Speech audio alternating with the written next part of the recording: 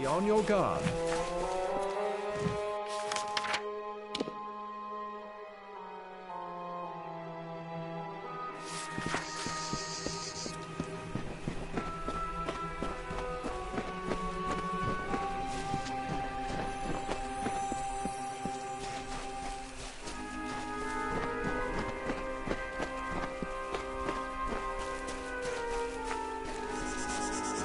The Tuatha have forced their war upon us. They eagerly cut through mortal flesh and mortal bone, and as a reminder of their butchery, they display these mortal corpses throughout the land, turning sanctity into putrescence. The bodies remain on our ground and on our gallows tree, bloated and corrupt.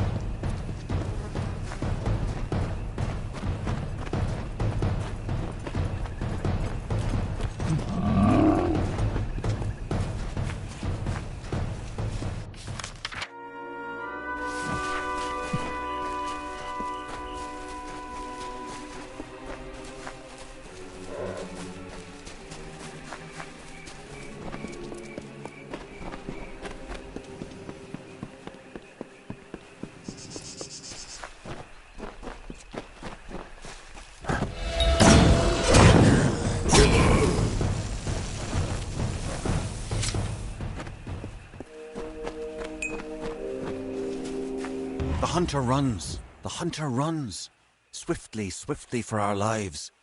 A mortal skirt of chain, a mesh of links forged in secret. The hunter runs, in the chausses of the Fey Hunter.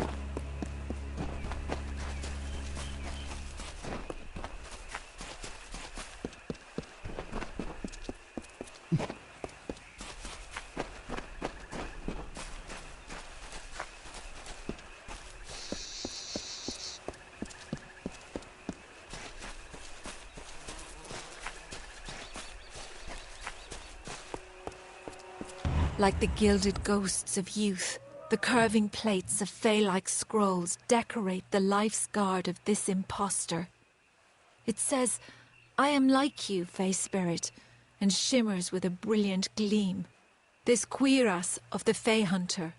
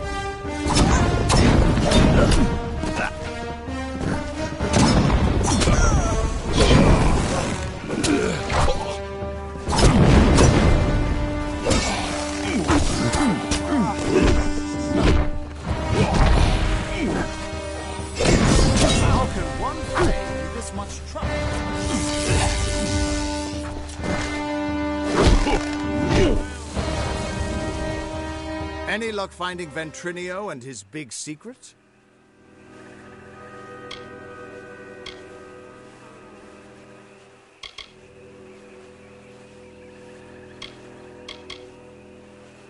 And it looks like they're not far behind you. If you were anyone else, I'd try to stop you. As it is, I'll just wish you good luck. This can't end here. Sometimes one soldier can do what an entire army cannot. You haven't tried going in there, have you? No, of course you haven't. You're still alive. This took a little longer to find than I had hoped, but it should be exactly what you need.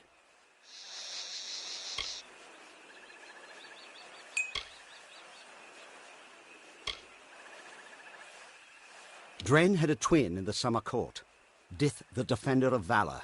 They were both entirely immune to each other's power. She faded when the House of Valor fell, but my early experiments with the Well of Souls provided a quite useful little surprise. You see, when trying to draw life energy from the ether, I captured her essence and bound it into this charm. With this, you will be immune to Dren's power.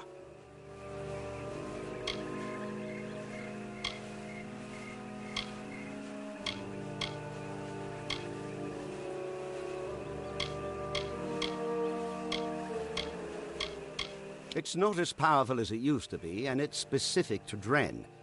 But it'll let you face him and live. Now be fair. Fae don't have souls as mortals do. They're a form of magic with a physical form. And I only got a little of it anyway. Just enough for a certain degree of immunity to Dren's power. It only works for one person, but it'll be enough for you to reach him. Trouble is, he'll be immune to your power as well. But I'm sure you can think of something.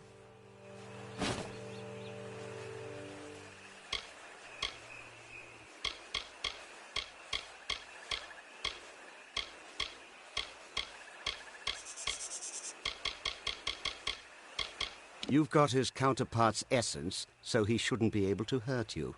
What more do you want? So what if he's still invulnerable too? Go find a way around it. I can't do all of your thinking for you. I had no idea what a treasure I had when I first caught Dith's essence. It was just a curiosity sitting on a shelf for the longest time. What a pleasant surprise that she could be of use to someone after all this time, eh?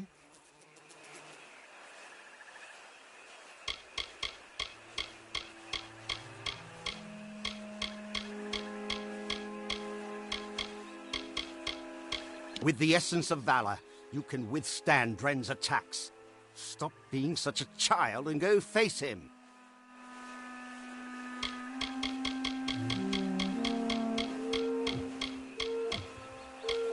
Now, go show that defender what a little magic can do.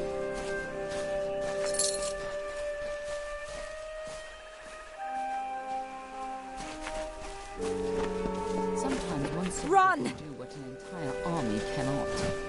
Whatever you're planning, now is the time.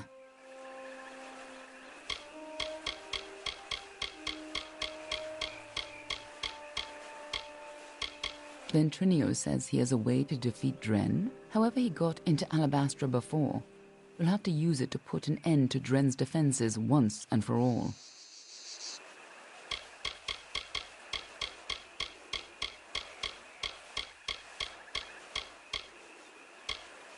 Now I'm sure you have this well in hand. Good luck.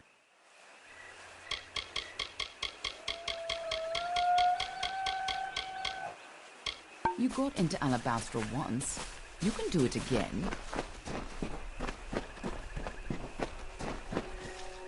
The strength of contempt, fear, and hate courses through the rushing veins to the very fingertips.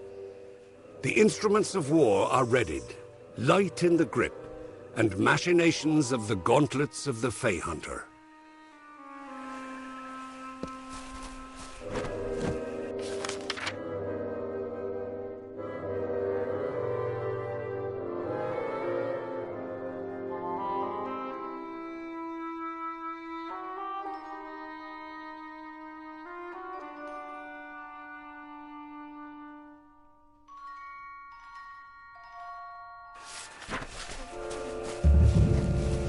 By the gods, it was horrible. He killed them all, and nothing could stop him. It was Dren, that freak who guards the House of Pride. He told us to leave, but we thought we could beat him. He's just one Fae, and not even a Tuatha, but nothing hurt him, and he slaughtered us all. The worst thing was, he seemed sorry to kill us.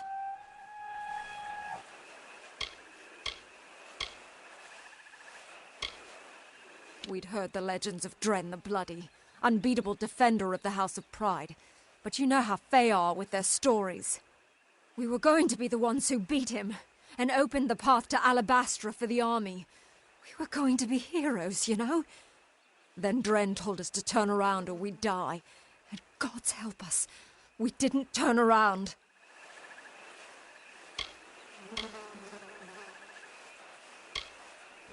We thought so too. We were wrong.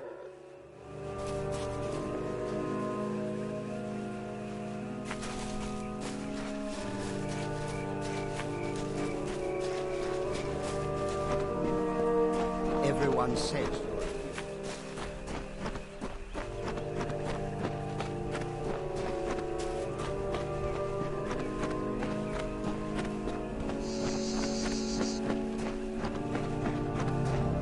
Turn back or die.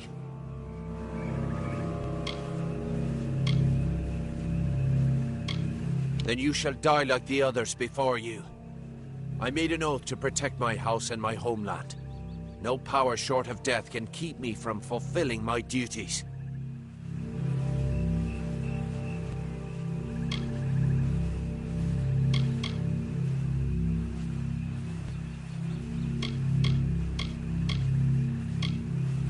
I know your intentions are to free my people from the Tuatha.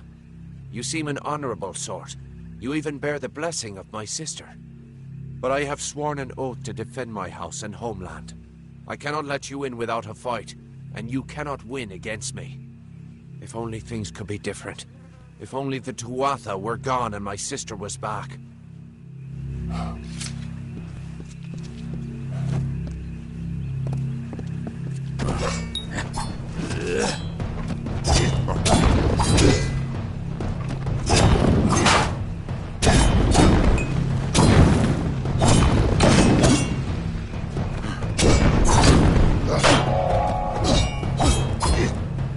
Enough. We could fight each other until the mountains wear away, but that will aid nothing.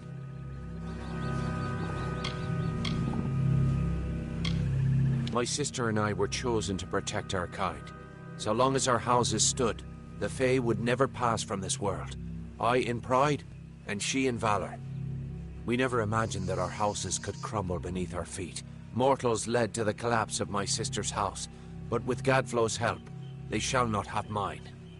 He may taint pride with his Prismere and his obscene god, but it will keep us eternal.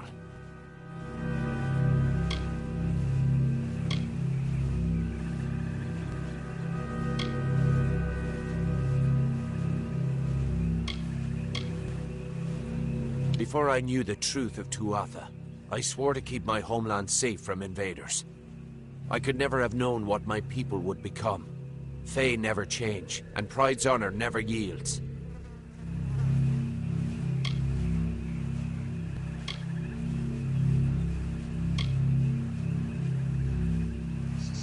I cannot yield, but if your true intent is to stop Gadflow, then perhaps there is a way my house and my honor could remain pure. If you would promise to spare the House of Pride, then we could put aside our powers and have an honest battle. Win, and your army may pass.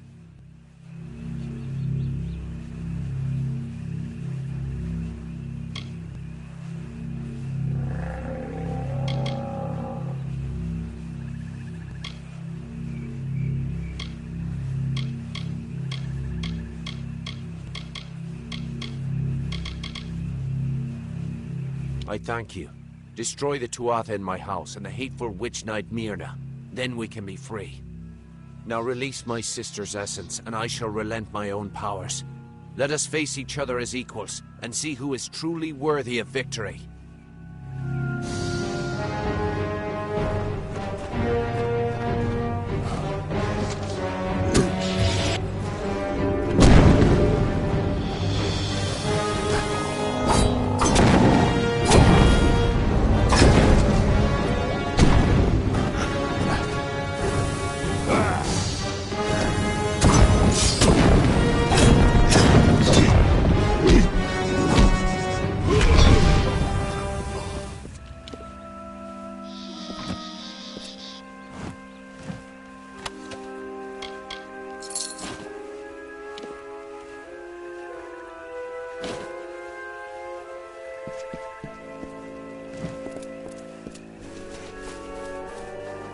The High King Mathon ruled the bleak, silent field. You did it! You actually beat him! Guess I owe Ventrinio a drink.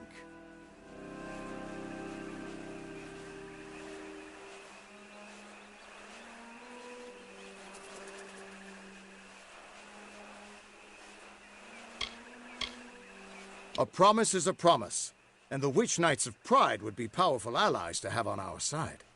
I'll send a few soldiers along to help. Meanwhile, I'll get the other troops ready to move into Alabastra once that gate opens. I won't lie. Aylin's been a big help. She saved me once or twice at Melson's Shear when she could have just let me die. Still can't shake the feeling that she's hiding something.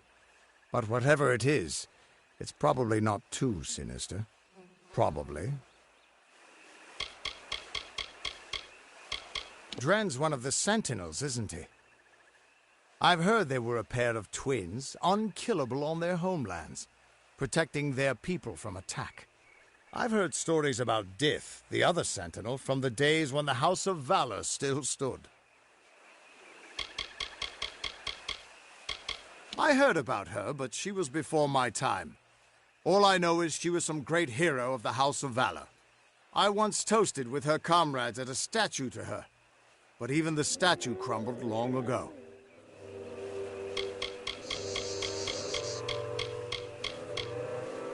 The House of Pride practically drips with curses and enchantments, but the most powerful one is Dren himself.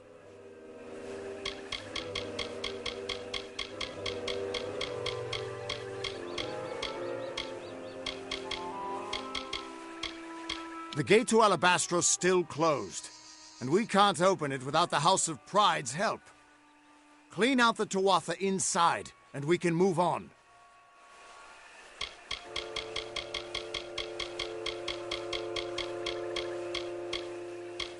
Get that gate open, and the army will be ready to go.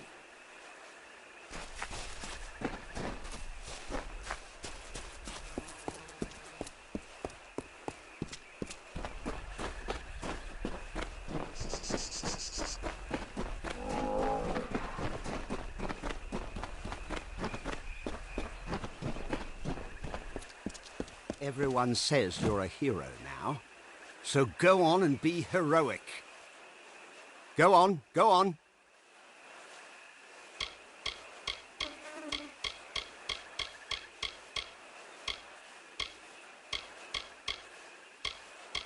Haven't I already done enough? Liberate that Fey house. Do I need to hold your hand?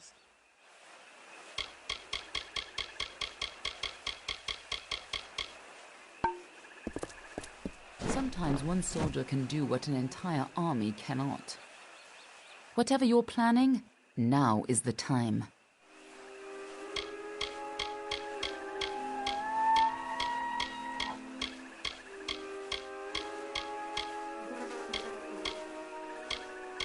The House of Pride may be insufferable, but their magical powers are well known. Liberate them from the Tuatha.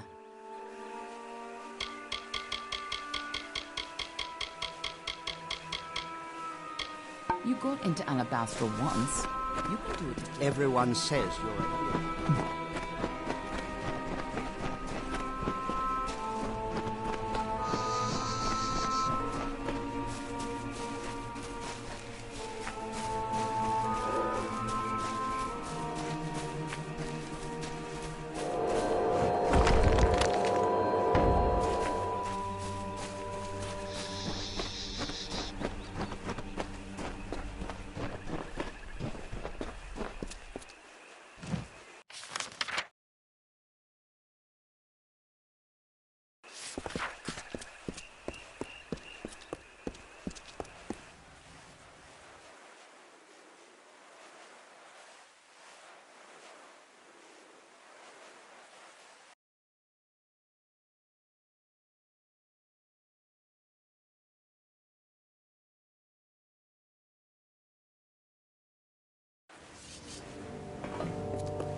With you here, we can't lose.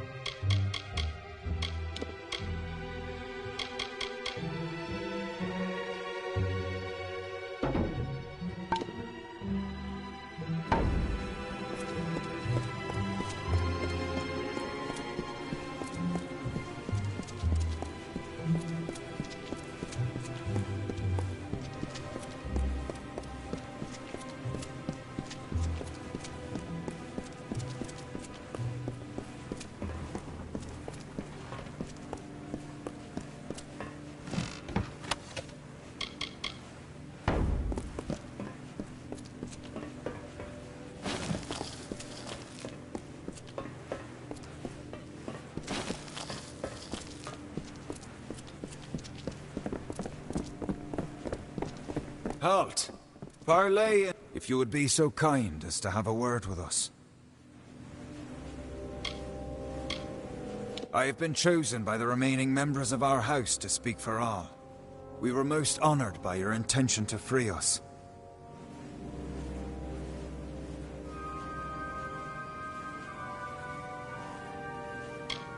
We are in seclusion, so it's best to observe this situation without any unnecessary interference or risk to ourselves. I assure you, we will be more than happy to assist you in Alabastra. Simply carry forth and destroy Witch Knight Myrna, who has so commandeered our house, and her dreadful Prismere Chantry, of course. We are sure you'll have no problem finding her, or defeating her. We eagerly anticipate your success.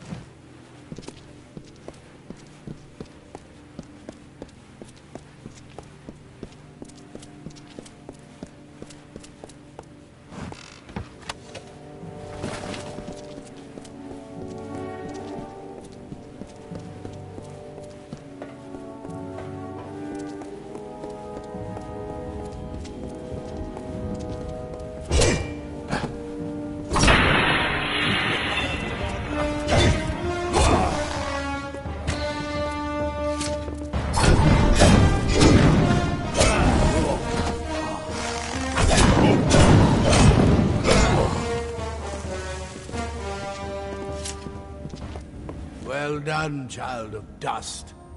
You've killed the immortal defender and liberated a house full of arrogant backstabbers. I should thank you for exposing the disloyal amongst my kin. But then, I have so much to thank you for.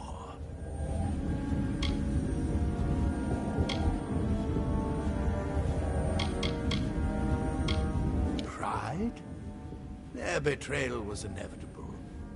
But soon you faced the House of Vengeance, and their loyalty to Tirnoch is absolute. Pure. Instinct. The goddess of mercy awakens. And with every step you take into my homeland, she comes that much closer to walking our world and purging your kind. So, welcome to Alabastra. It shall be the death of you once more.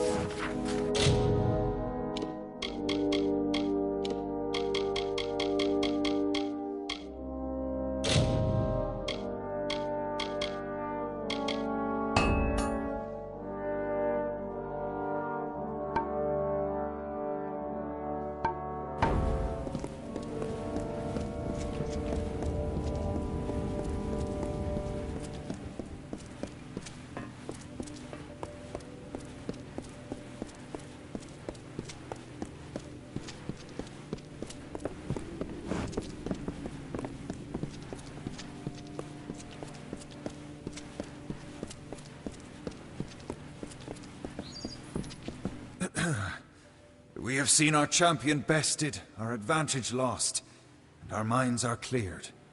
Bravo to you, champion. House of Pride, in our ineffable wisdom, renounces the Tuatha and demands that you accept our immediate surrender.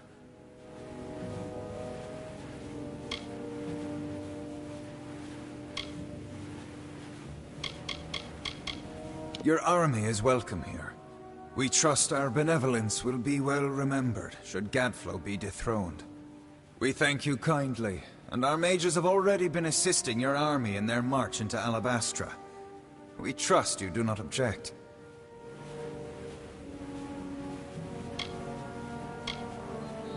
Most excellently spoken.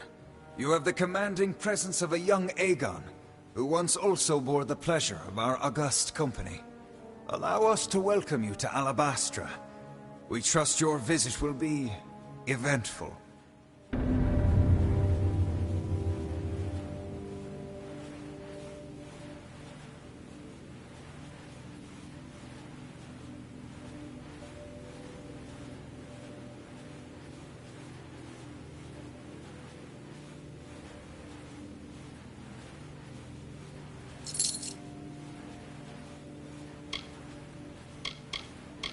Prince Sidon is a Fae of noble tradition.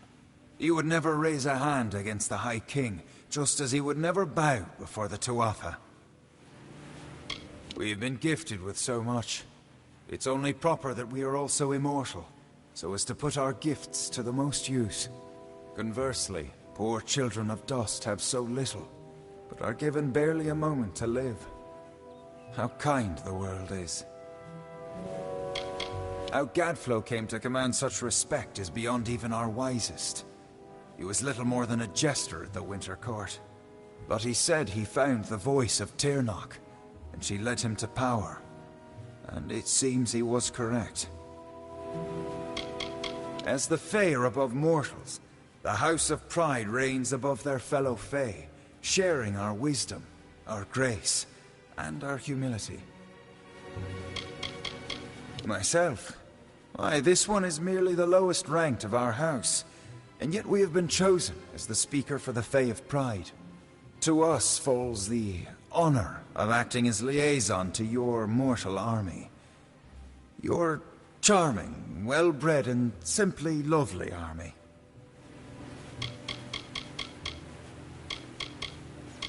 The Tuatha bred in our lands before we realized what change they truly represented.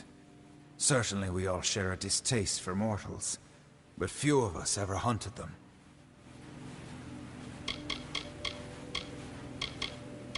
Vengeance is such a sloppy, boorish house. Marvelous fighters, of course, but simply crude. They all feel that the world has wronged them somehow. And perhaps it did. How else would they end up in such a hateful house?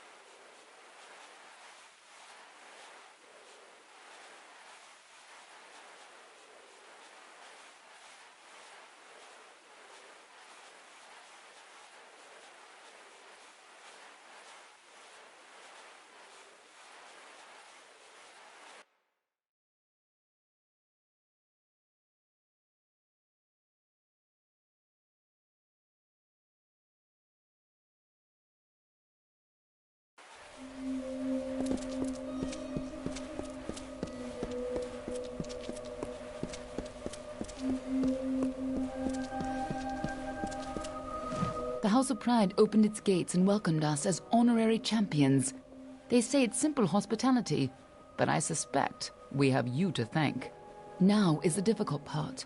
We can hold Cluricon, even push a little into Alabastra, but we don't have the forces to mount a siege on Gadflow.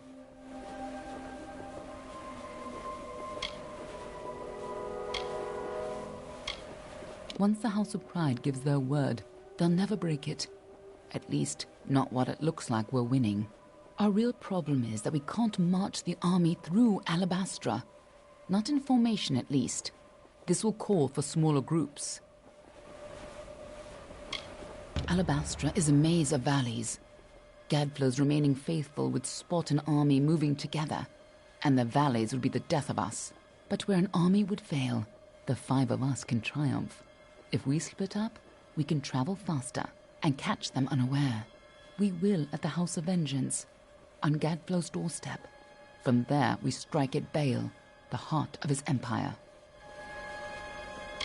I'm sure you know more about it than I do. After all, you were here last. That's where we'll find Gadflow, and where we'll put an end to this whole war. I hope you're ready. This time.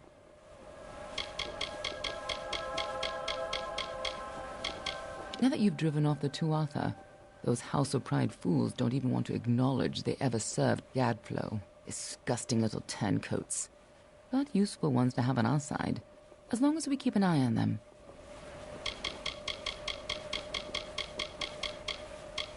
The Fae of House Vengeance has always embraced their anger.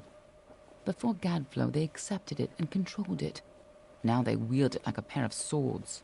When mortals were welcomed into the Feylands, Vengeance already despised us as interlopers. When Gadflow declared war, they were already on his side.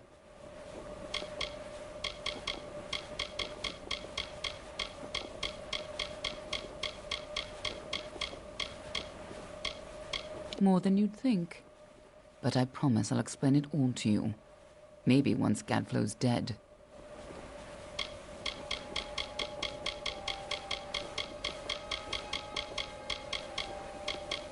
I'll see you in Alabastra. Hope you've got better luck this time, eh? I need to talk with you, but not here. I'll find you in Alabastra. When you and I came to Alabastra, we were looking for the source of the Prismere's power. I never found it, but I think you did, and that's why you died. The frosted gem at the center of Alabastra, full of Prismere. But now it's a lot more full of enemies than it was when we snuck in there. Gone, gutted, and good riddance to them. That'll teach them to stand on the wrong side of a war. You did kill them all, right?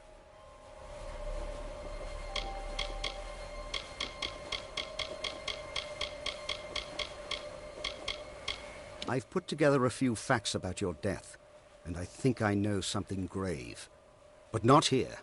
I don't want to cause a panic.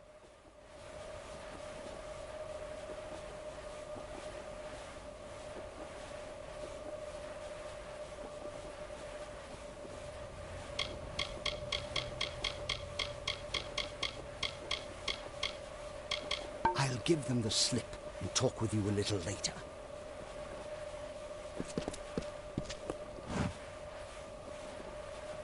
We're not going to stop Gadflow by just standing here and chatting.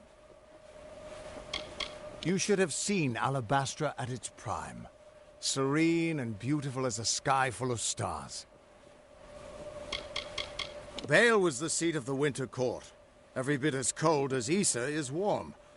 But they're both beautiful in their own ways.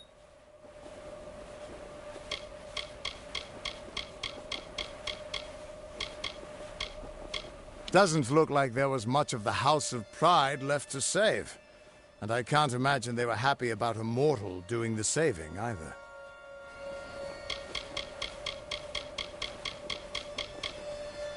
The Fae in the House of Vengeance are, bar none, the fiercest, strongest, most downright unstoppable creatures in the land.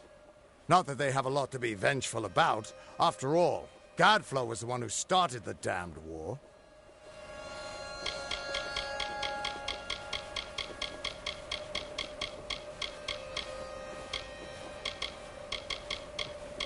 Lead the way. I'll meet you at the House of Vengeance.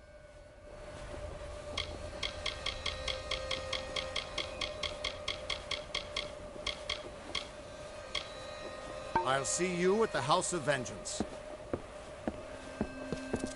Hope you've got better luck this time, eh?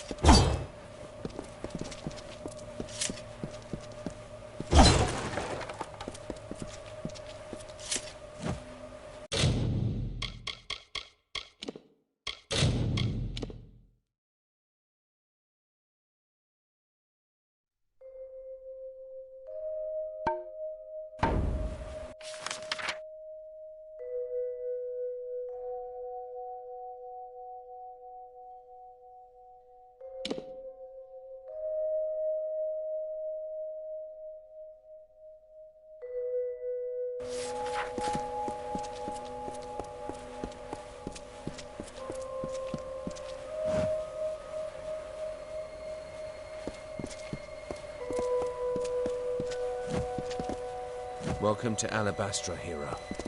I'm no proper nature guy.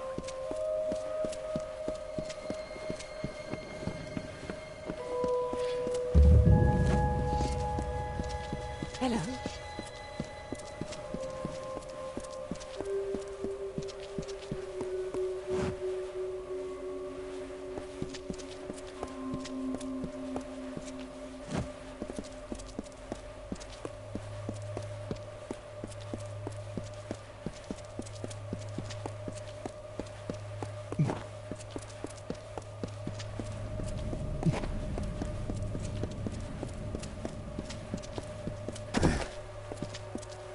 With horrors, screams, and ghostly face, we leave blood in a graven place. The forest black and nighttime sky, the blood that pours forth from your eye. A feast for maggots, craven all, that eat the dying when they fall. Instead of vibrant fighting flesh that fights the barghest and the thresh, that knows the plight of Seelie Fae, you who walked the Niralim's way, and reckon fates of mortal dust, and keep an oath or break a trust. We hunger for your corpse once more, to hear your cries and anguished roar.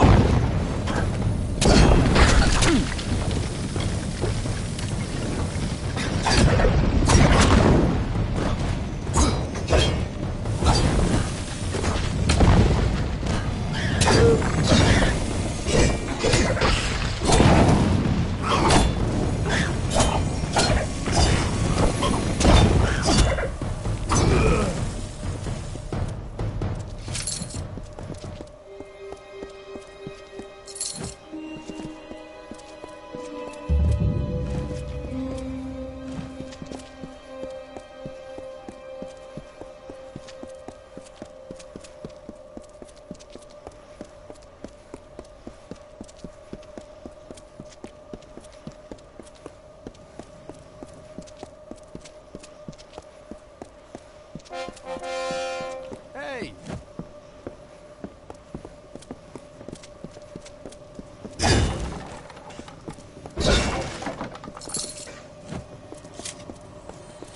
Yeah?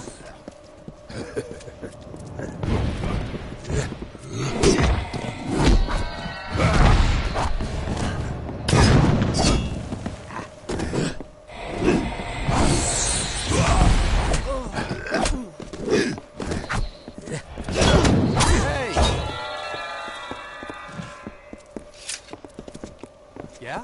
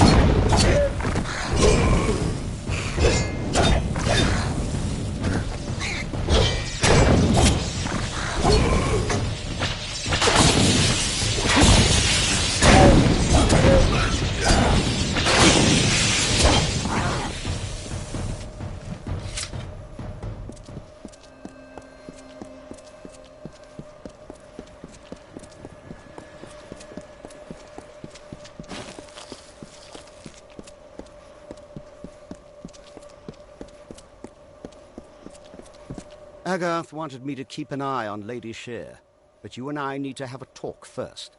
I've been reviewing my notes of our last trip to Alabastra, and I've come to some startling conclusions about your death and Tirnoch.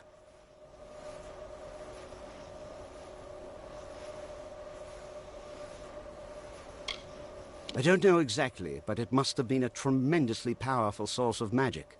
So powerful that the Well of Souls couldn't help but pick up on it. You were attuned to the well in my lab, but Hugh's well captured your essence. The power in Bale seems to have been the missing element. What's more, I think that power is the source of the Prismere crystals. Something intelligent and malignant. The creature the Tuatha called Tirnoch.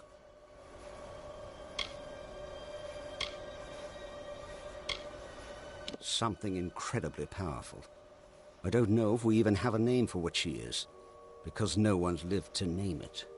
She's not a god. She's something much, much worse.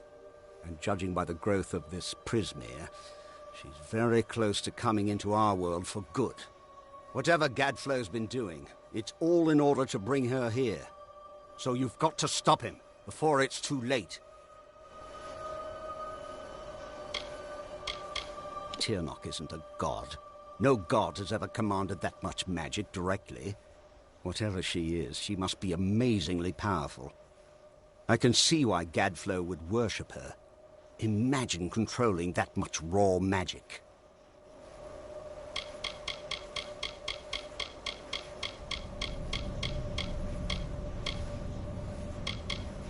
With tremendous difficulty.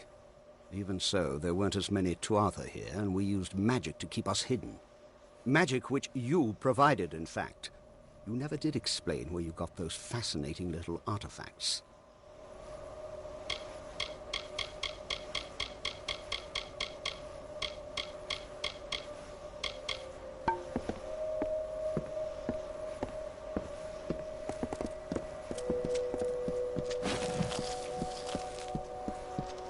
Until one night, when nature changed its course, and Gadflow, like an errant thread frayed from the weave, took the crown from Mathon's head. "A joke," he said. "A joke." And the court swayed in laughter. For Gadflow's was often like the mockingbird, with many calls, but none of his own. He placed the crown upon his head, and smiling, took a crimson sword. He betrayed the Fae with a swing of his newfound freedom.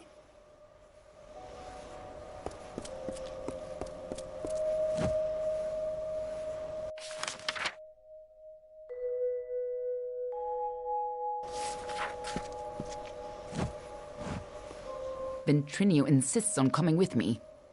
Just as well. Someone should keep an eye on him. No telling where his true loyalties lie, or what he might do.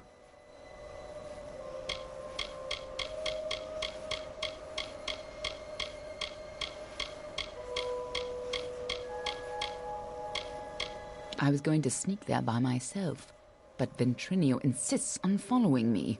Don't worry, I'll make sure he's safe.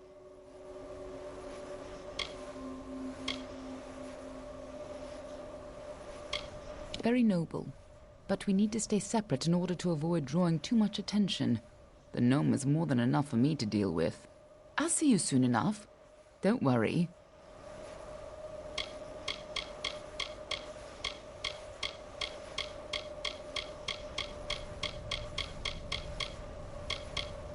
I'll see you in Alabastra.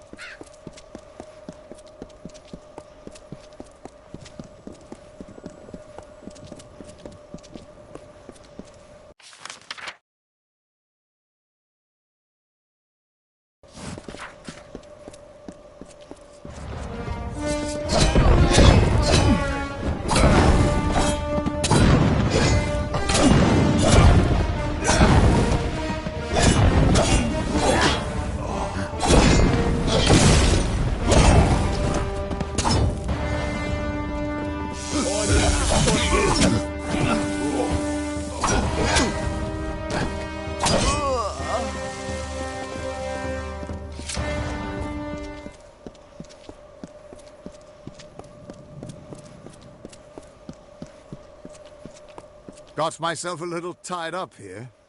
And is it a trick of the eye, or are these crystals growing?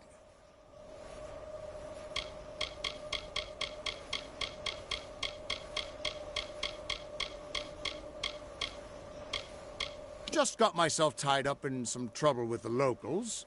Nothing I can't handle. Honestly, I haven't had this much fun in decades.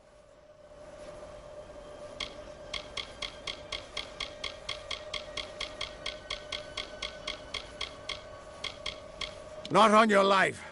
This old man can still take care of himself, you know.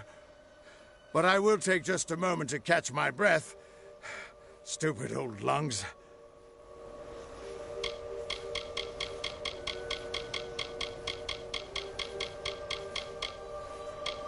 Keep going. I'll meet you at Vengeance.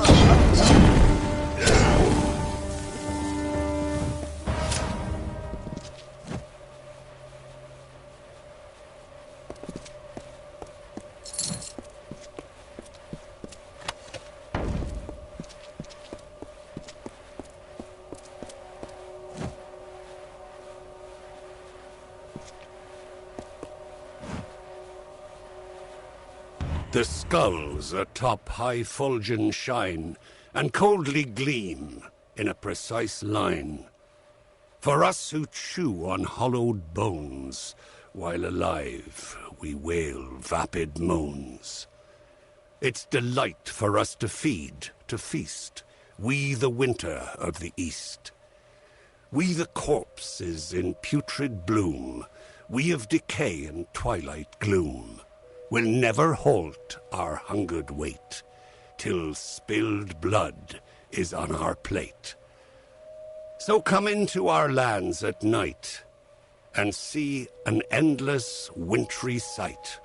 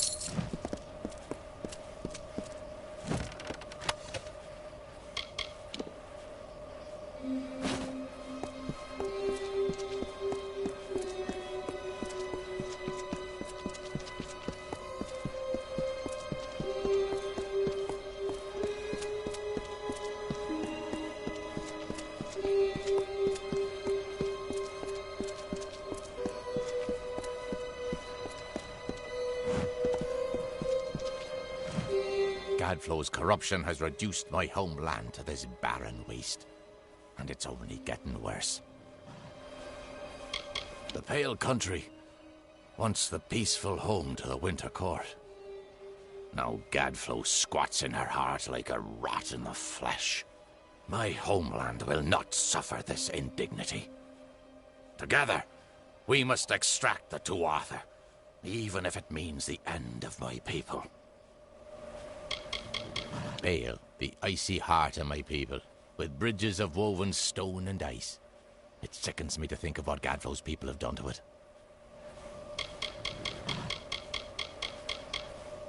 House of Pride, our shining beacon. Now its light is dim and faltering, but it still stands against the darkness, as it always has.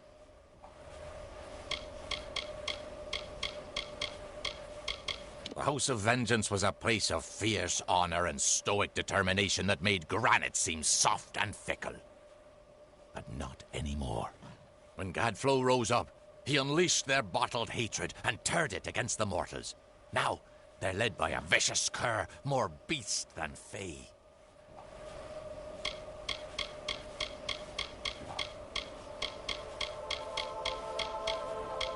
Before Gadflow's rise, he was a battered whelp of a fey.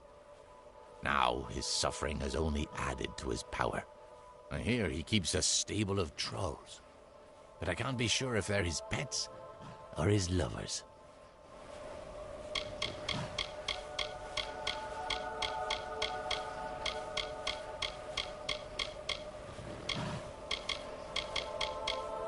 We've still got plenty of this blasted wasteland to go. You're lucky you don't remember how beautiful they used to be before Gadflow. And keep your wits about you. These Prismere crystals are alive, and inside them, I feel something horrible and hungry.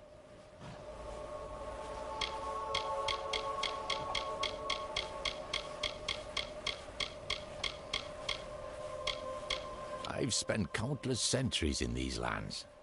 I promise. I know a few shortcuts.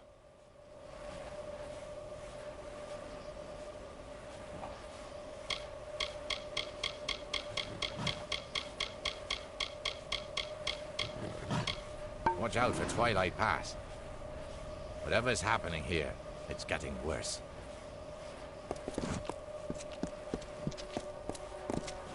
The anger festers in the heart, and perfectly you play the part of hero to the summer's west, bringing Tuatha to their rest. Why do you try so hard in vain? Why bring the others senseless pain? Don't you see, mortal, don't you see the body impaled on the tree? Will you not witness their loss and feed upon the awful dross? Or walk again past corpses new, without care for the rotting few?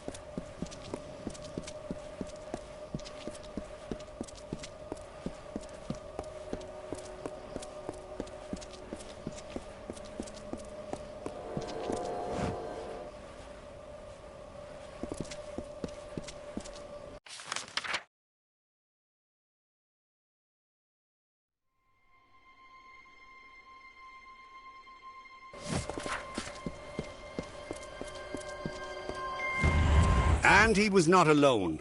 Like the weave unraveling, the Tuatha now tainted the purity of Mathon's court. These new immortals, the Tuatha Deon, were no longer the solemn Fae of the East. Their essences twisted into a ravenous host, unsettled, unnatured. From the nothing of winter came Gadflow's malice.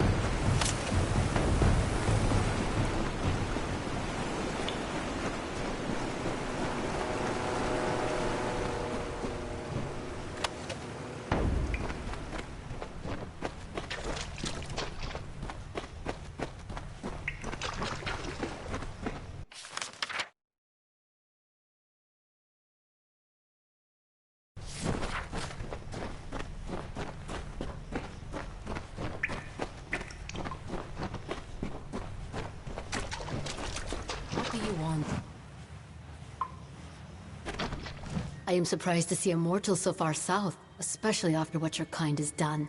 Before, there was balance. The Great Cycle cradled us all. Now there is only death and despair. Bareth was right about you. Your mortality is contagious. He was the wisest of us, the sage of Twilight Pass. His first lifetimes were spent as a House of Seasons guide, learning to trust the flow of the great cycle, to listen.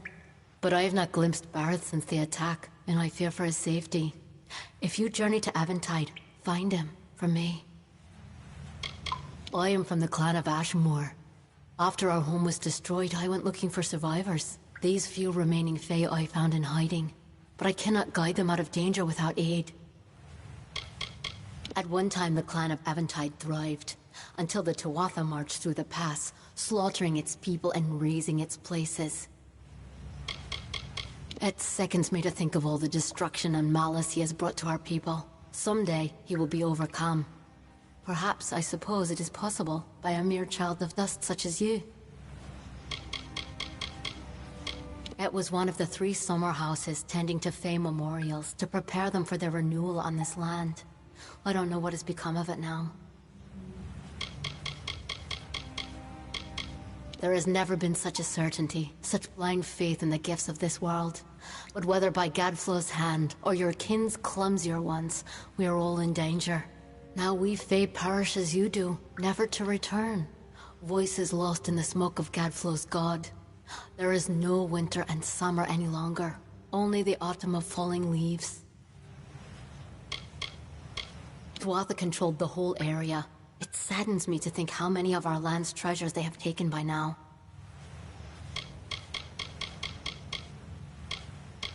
Hoping to assuage your mortal guilt? Of this I care not. But you have come at a fortuitous time. The Alfar armies bar any crossing their lines, stranding us here to die. But there is another route. The caverns lead north, taking us right under the Alfar without them even knowing. But the way is very dangerous.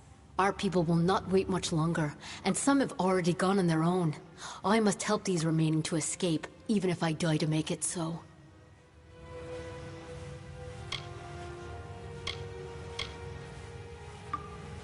The caverns of Twilight Pass were long ago seized by the Mergen. Their queens block the passages, spawning more of the beasts to hunt us down if we venture too close. It is a blessing that we've evaded them this long. You are, by my reckoning, a step closer to absolution. No sins are entirely unforgivable, not even those of mortals. Come, the tunnel is not long, but my people are weak and unfit for combat, and the Mergen are clever. Let's go.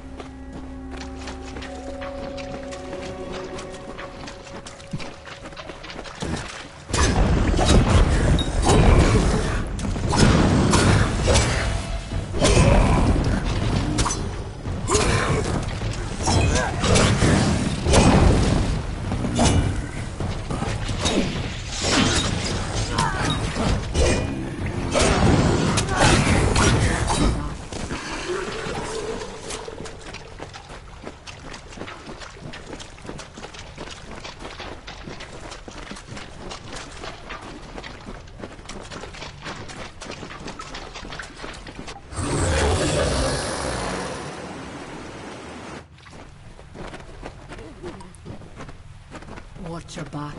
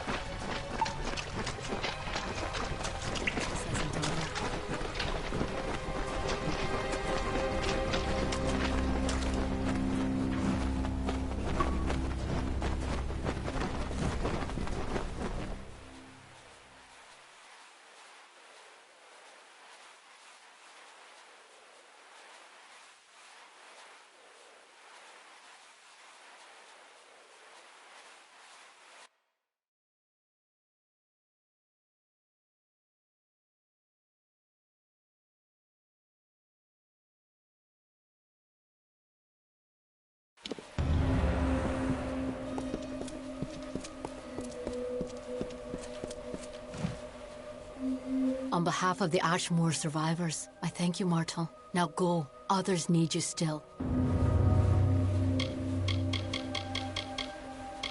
See you again.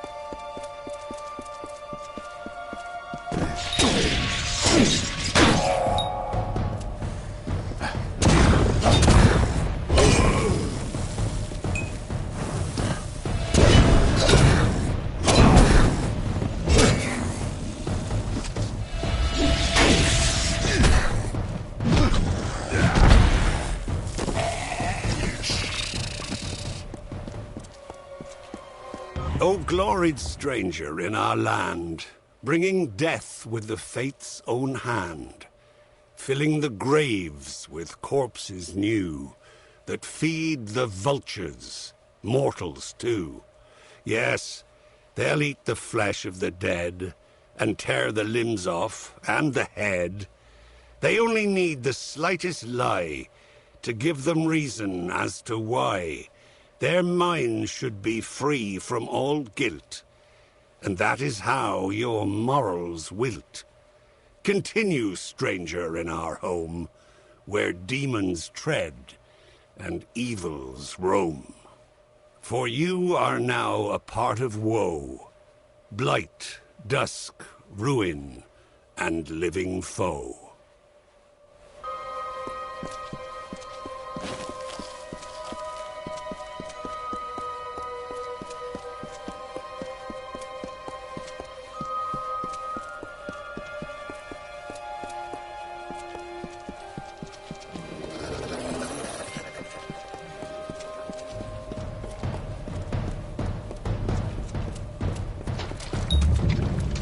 You must hurry. There is much to do.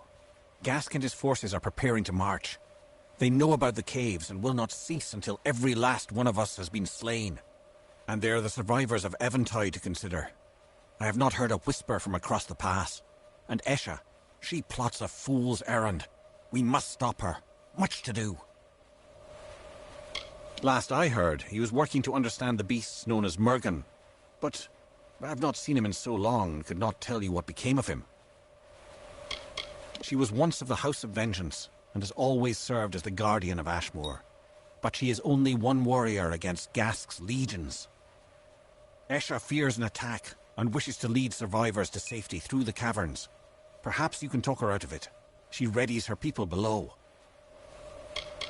An agent of Gadflow, and head witch knight of Cadsamir, one whose acts define him. Little is known of him, but this is not important. His actions here are a grim enough tale. They did not sense the changing of the tide as I did. They had no warning. The first of Gask's soldiers occupied the pass, severing Ashmore from Eventide, ending all communication between us. We of Ashmore retreated into these caverns and know not of what fate befell Eventide since. There are many good folk there, Bareth, Nell, and even Ordo. Forgive me. Ever since the Tuatha came, omens of our destruction besiege me. My every notion is of escape and salvation. When he refused to worship Gadflow's god of smoke and ash, he thought first to kill us, but then chose a far grimmer fate. He made us his example. He sent Gask. First, Gask's priests destroyed the clans. Then he burned the bodies of the fallen and breathed in their essence, mocking the dead and the great cycle itself. One day, that is all Gask needed to unravel many seasons of the telling, to make the earth shudder and the sky weep. Now he sits above us, watching. Ashmore and Eventide stand astride the pass, the corridor leading from Bale to the wider world. When we refused to stand aside for him, he ripped his way through. Wonderful! Your attack will give us time to organize an escape. Do not underestimate Gask. He is among Gadflow's best for a reason. His camp of Cadsimir is to the north, but you must defeat his witch knights along with the Fae himself. I have faith in you. He lords over Twilight Pass from the plateau above, rarely seen, his minions executing his bloody work. Both he and they prefer it thus. Be careful.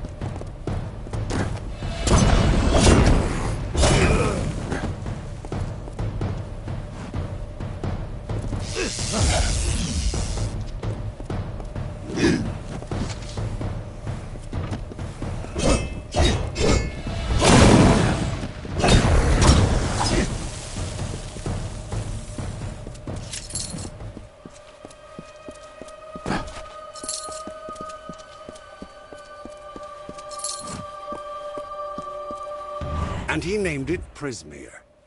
It grows far beneath the Amethyn. It pierces the world, and the blood that flows from these wounds feeds Gadflow's hungry mind. These crystals, this Prismere, whispered to him promises of power, of godhood. It corrupted his nature. The seeds of a blizzard sprouted in the form of a beautiful crystal. It was a gift from her, ere we knew our doom was at hand.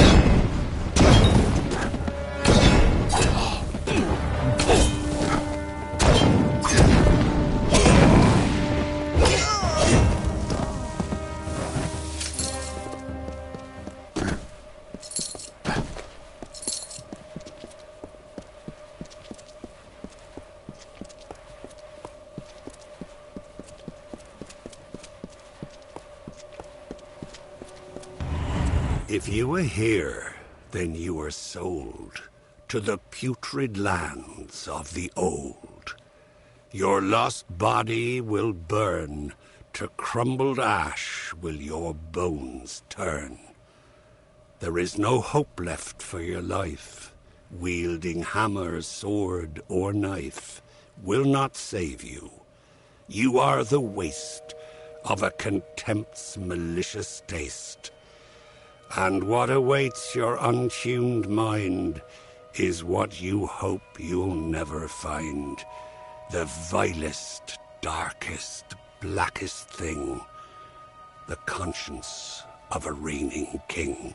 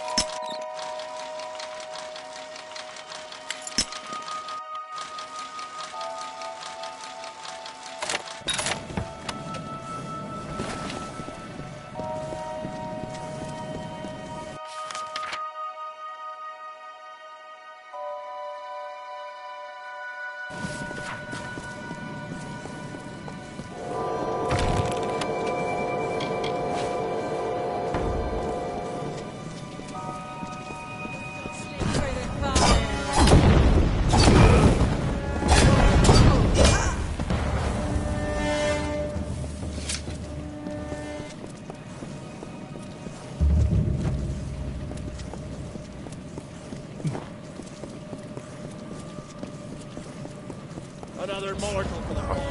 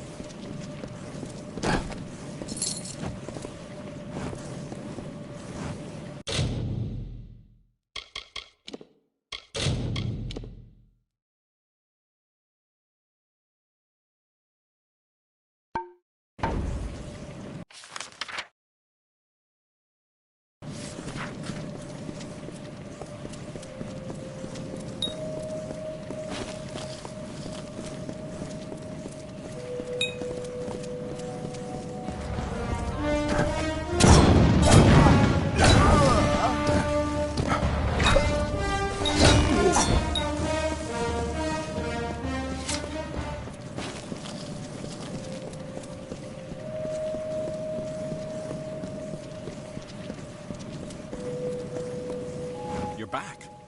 I was keeping an eye on you from a safe distance, to see if you would keep your promise. I am amazed. I dared not speak of it, but there are prophecies of a mortal who would herald our kind's passing, while the defeat of Gask will count as a victory against the madness of Gadflow. I wonder if it is a harbinger of darker nights ahead. Prophecies aside, you have done as I asked, and we, the clan of Ashmore, recognize you. Farewell.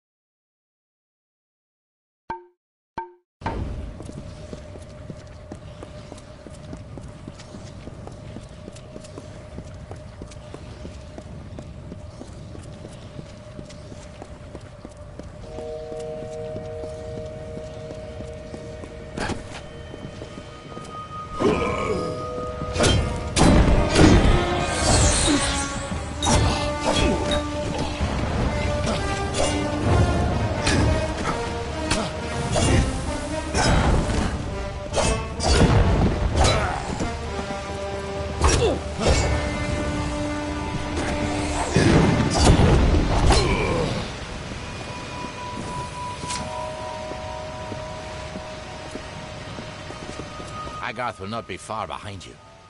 Neither of us saw any sign of Aelin Shear or Ventrino. A scout on the ridge above saw the Tuatha mounting for a counterattack. You should hear what he has to say before we move on. If you'd rather not wait, talk with Agarth.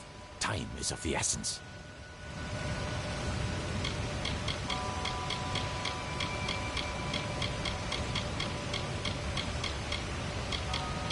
Agarth, if he tells you he's ready, then my people are as well. Of course, if you wish to proceed with caution, the scout on the ridge will know what we're up against.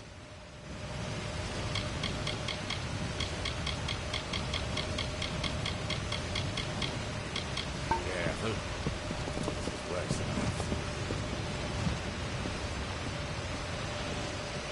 There you are.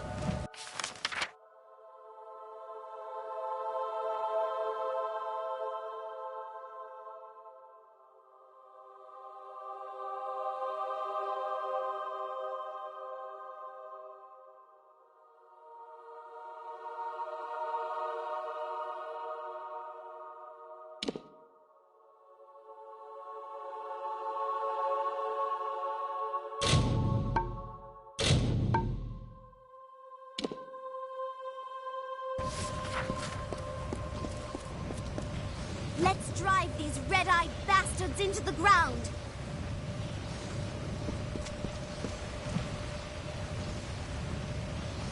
Good to see you here. Ready?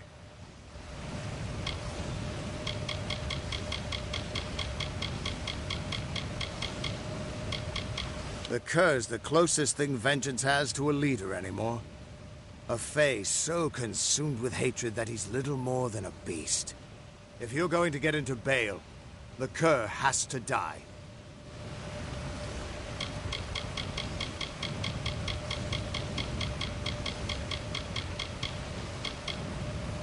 Keep your wits about you.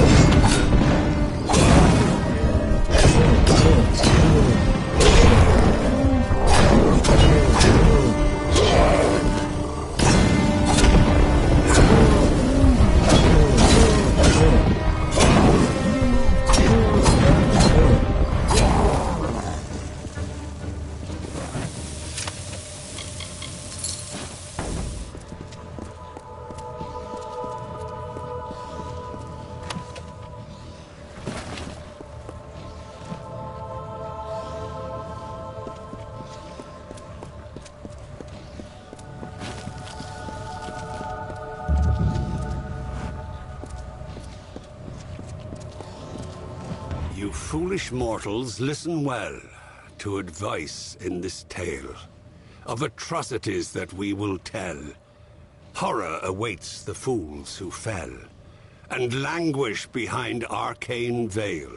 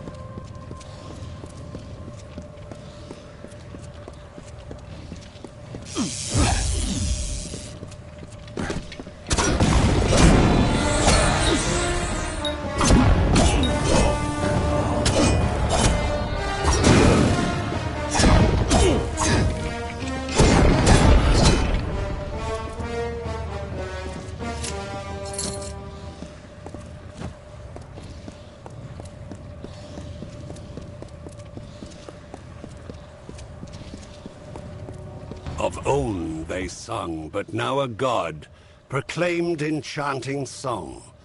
They worship on their earthen sod, and bow their heads and pray and nod. Another name to bear their wrong.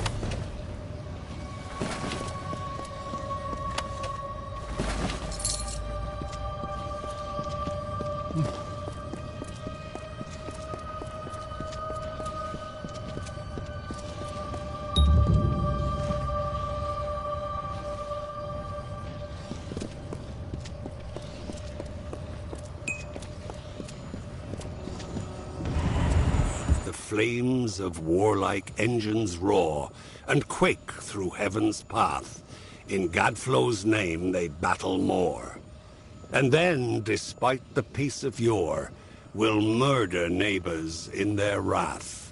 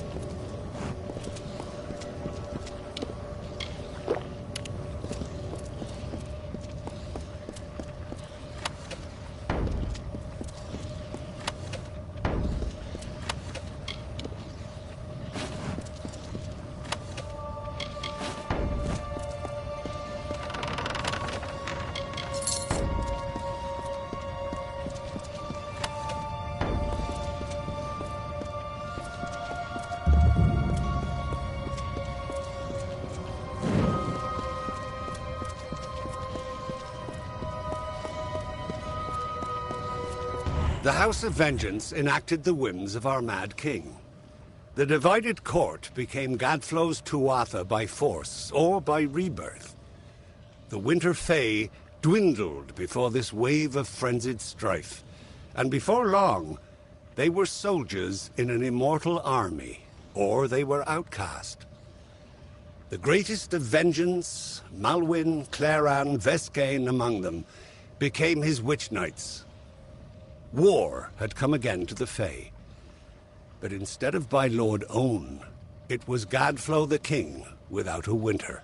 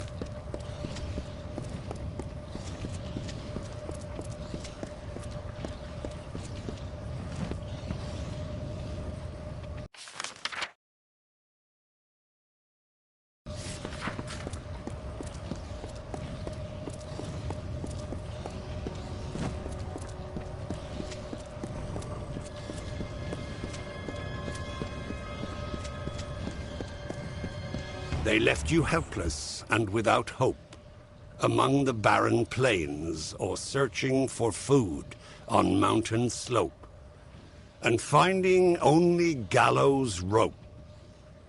And then you thanked them for your pains.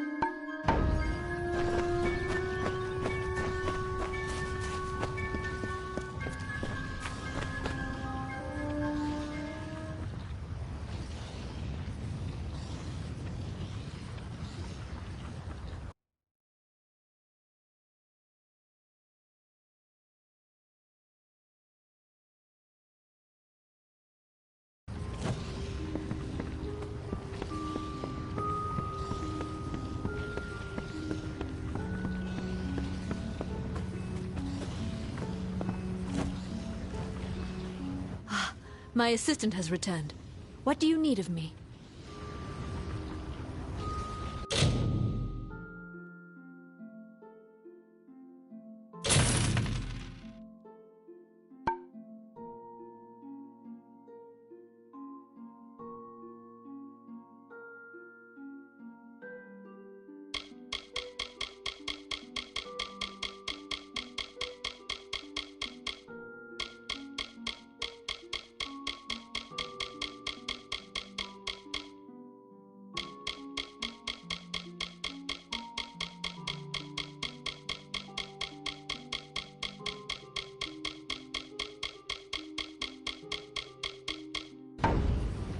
Good day.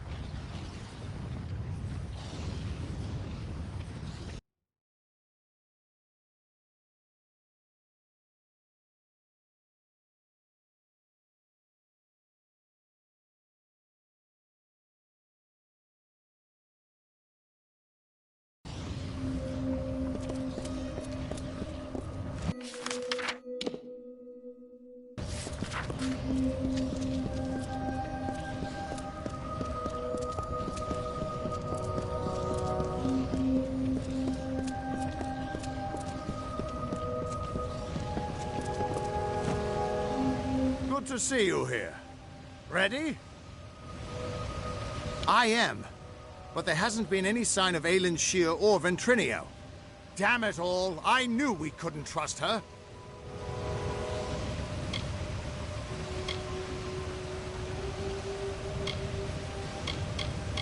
I sent Ventrinio to keep an eye on her. He was sending me messages until recently. But there were fewer and fewer as we've gotten closer to Baal. We need to get through the House of Vengeance and kill the Cur. And we'll have to do it without them. He's the closest thing Vengeance has to a leader anymore. A face so consumed with hatred that he's little more than a beast. If you're going to get into Baal, the Cur has to die. We'll go as far as we can. Whatever is happening in Baal needs to be stopped as quickly as possible. Listen, you're more powerful than I ever was. If anyone can stop this, it's you. When you kill the Cur, you go into Baal and stop Gadflow. If we get separated, I'll keep fighting to keep an escape route open for you. Now go! Stay on guard.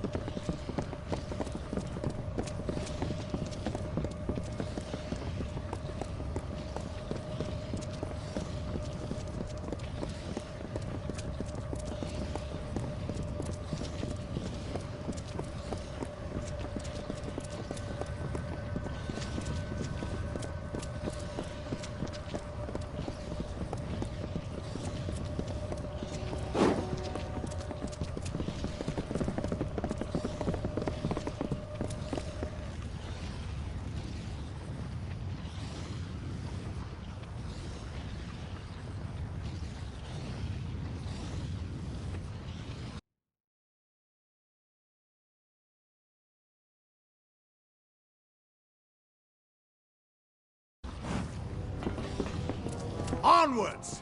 We're nearly there.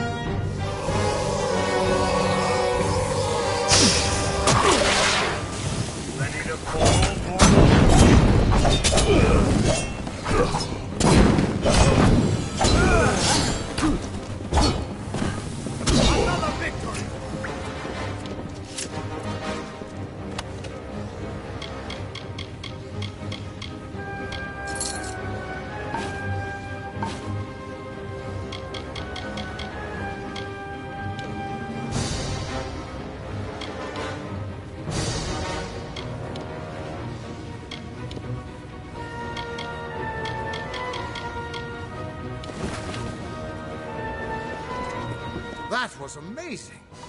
You're twice the hero I ever was, or could have been. Our forces can't keep going from here. We're stretched too thin, and we've lost too much. Sidon and I will hold the gate for you as long as we can. But Bale is nearly deserted. Head in, face Gadflow, end this.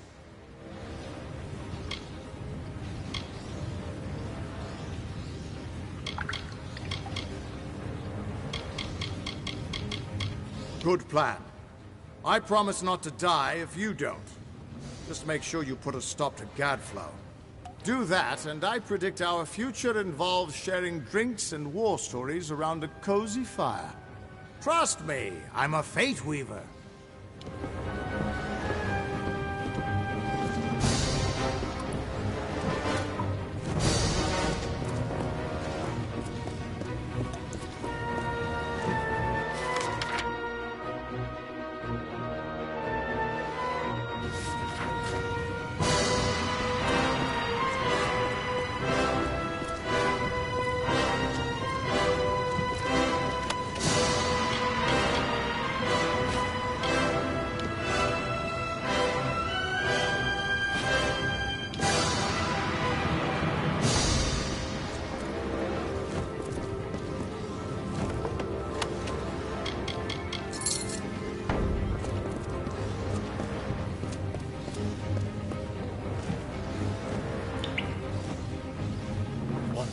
Each of these Tuatha was a warrior of peerless loyalty.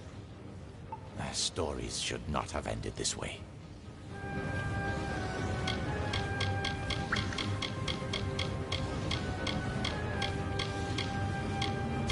I've just seen the death of an entire house of my brethren. My land is dying, and the great cycle is broken. My people are no longer being reborn. I'm sorry, but neither I nor the rest of my kind can follow you into Bale. We couldn't bear to see what has become of it.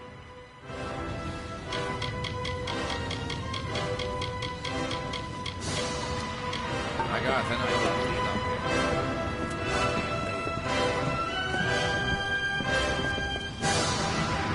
Gadflow is weakened. His armies are broken. This is your chance. That damned backstabber never showed up to help us. I knew she was trouble. She was probably a plant from Gadflow all along. You find Gadflow, and you'll find her at his side. Mark my words.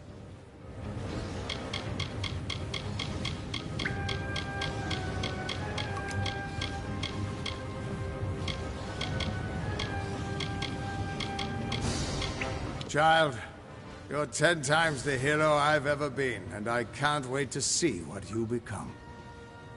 But this old body just can't take any more right now. Get going.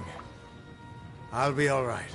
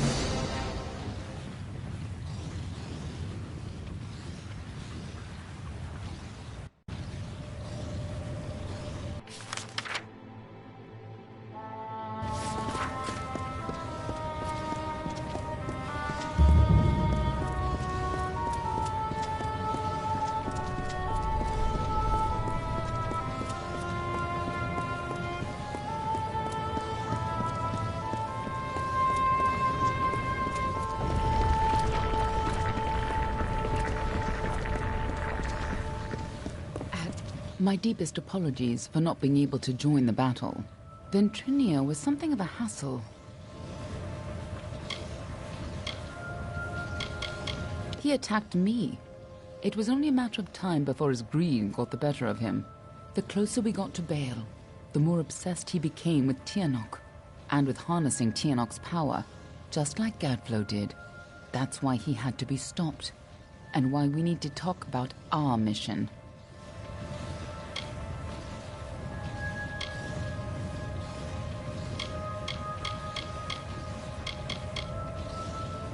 I wasn't sure I could trust you.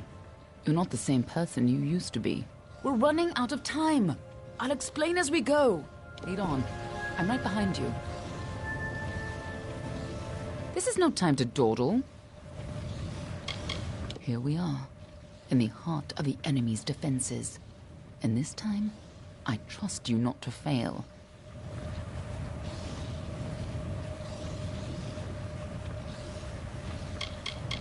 Somehow Gadflow found a way to reach out to Tirnoch. Or perhaps she was able to seek out his twisted mind. She offered him power, and with it, he began the Tuatha. No wonder Gadflow thinks she's a god. Then Trinia was right. Tirnoch is no god. She has almost as much power, and is every bit as dangerous to the world as any Doc god. Her powers raised Gadflow from a jester to a warlord, and in return, his army would usher in a chance for her to enter this world and consume it.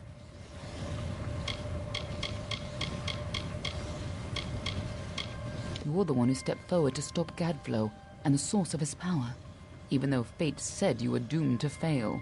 This time, fate cannot control you, but I expect you to succeed.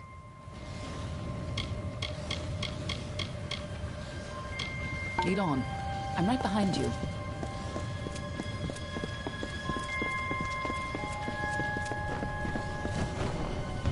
The winter court was still as fallen snow as the jester danced and capered. Juggling knives and torches, he sang to his lords and ladies, but none smiled. Not an eyebrow raised as the snivelling jester imitated the king, not even when he took the crown from his head. Because this was the day that Gadflow murdered the winter court. This was the day the Tuatha were born, and our people became a sacrifice for Tirnoch.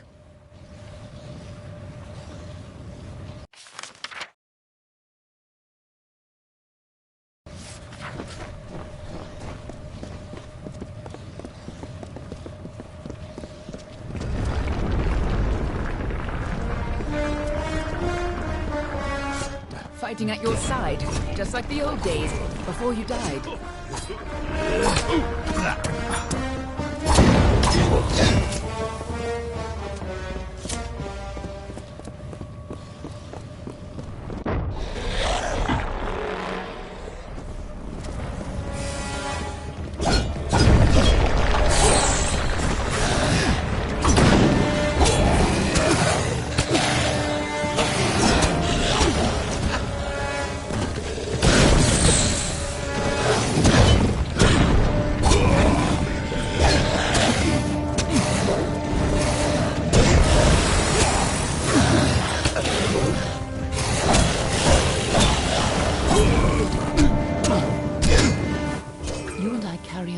That has been fulfilled for centuries. We keep the world from being consumed by greed, by war, and by Tirnoch. The ancient beast must stay sealed away at any cost. The world must never realize the terrible power Tirnoch offers.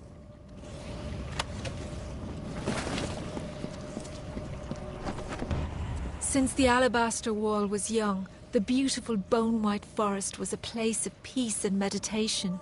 No piercing birdsong nor heated word could find its way between the branches.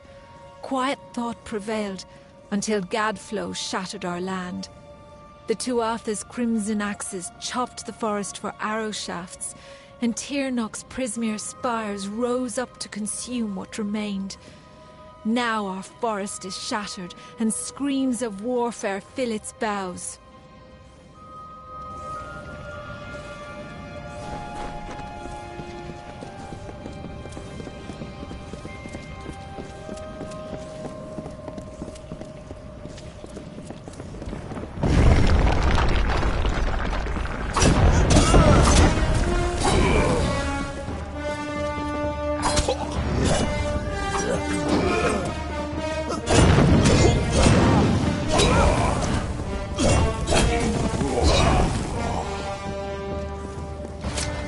Gadflow's army arose, we recognized Tianok's tainted influence. Only a force like her could warp eternal creatures like the Fae. So you came to infiltrate Alabastra, find Tianok, and seal her away forever. And you used Ventrinio to get in, under the guise of being his assistant.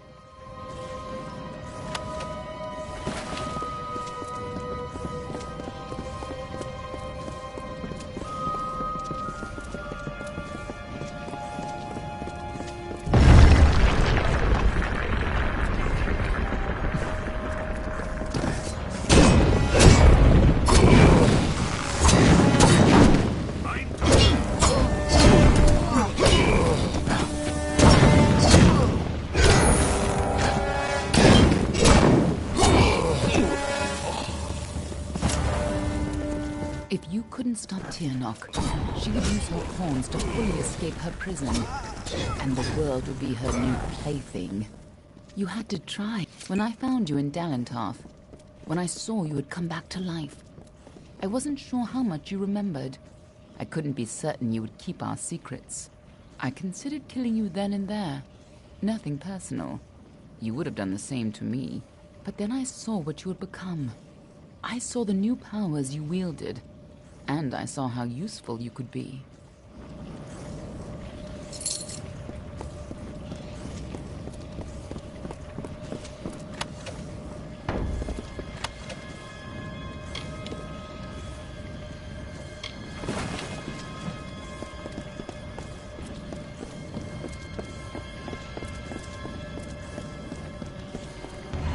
The greatest heroes of winter have always fallen from the Bale's pale boughs, from Pietra the Keen to Hulgan the Hungry.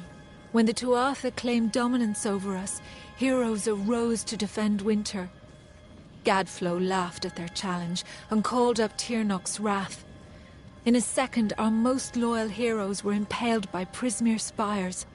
Our heroes were gone, never to be reborn, and our people succumbed to Gadflow's madness.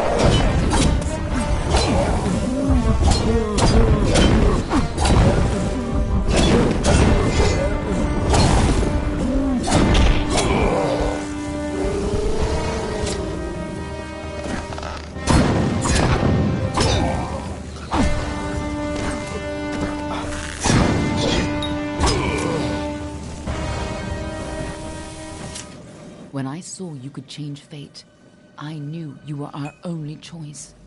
So I helped you continue your mission to stop Tiernok, even if you had forgotten it. But over time, I realized you weren't the same man you were when you died. You were more.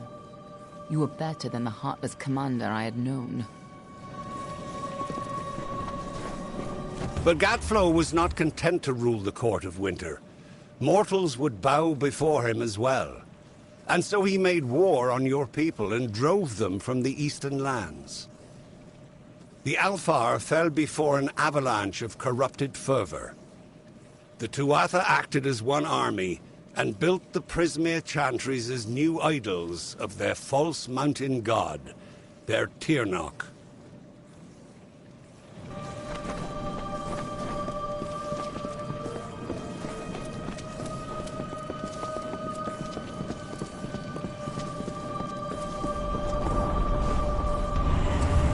In happier times, the Winter Court would come here to bathe in the colours of the midnight gardens.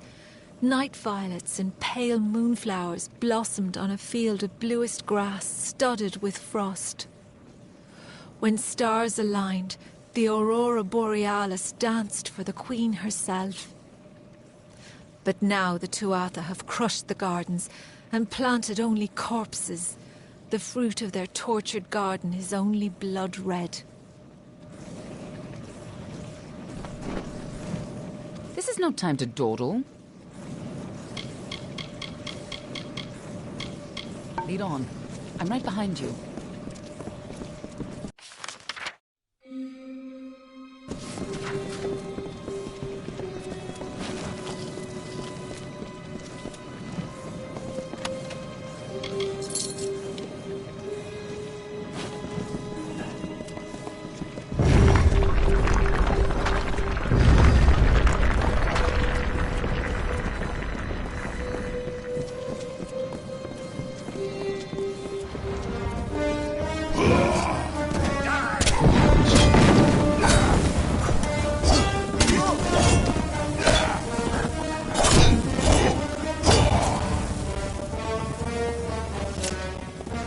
Last time you came here, you were destined to die. This time, your destiny is up to you.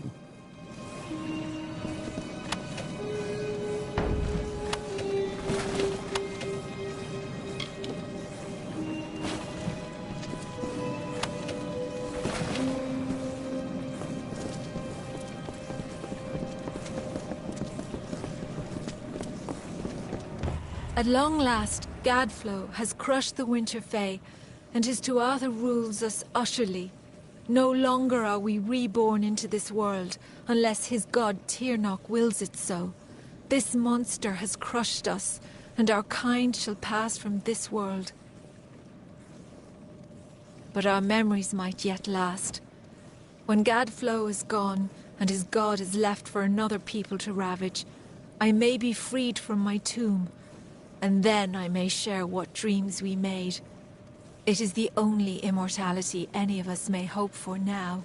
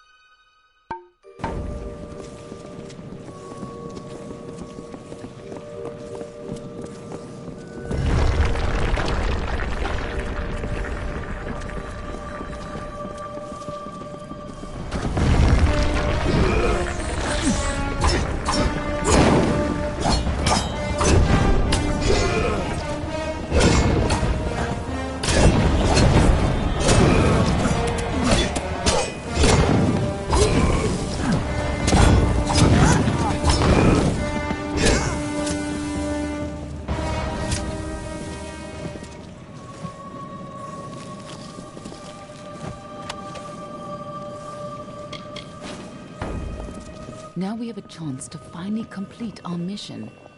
Let's put an end to Gadflow before his bargain frees Tiernok on the world.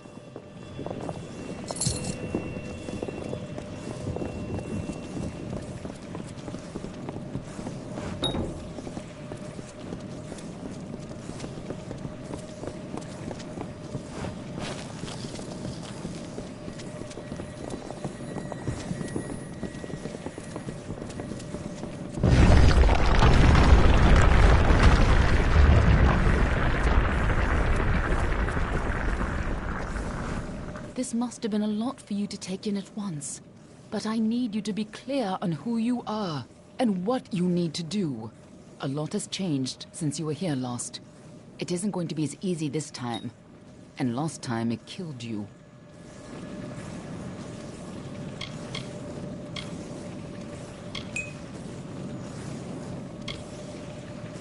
We were supposed to keep Tirnoch hidden from the world.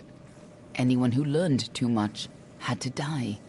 But when Gadflow found her, you were the one who volunteered to kill him and seal Tirnoch away once more, even though you were fated to fail. It took every trick we had to get you here the first time, and you still died. I don't know if you plan to be resurrected, but knowing you, I wouldn't be surprised. Oh, she's a creature with incredible power. A dragon. But she is no simple lizard in some child's tale. She has a power rivaled only by the gods. Thousands of years ago, the ancient Alpha sealed her in the Amethyst between this world and the world of magic. And there she went mad. As her prison weakened over time, she was able to tempt Gadflow into helping her gain enough power to break free.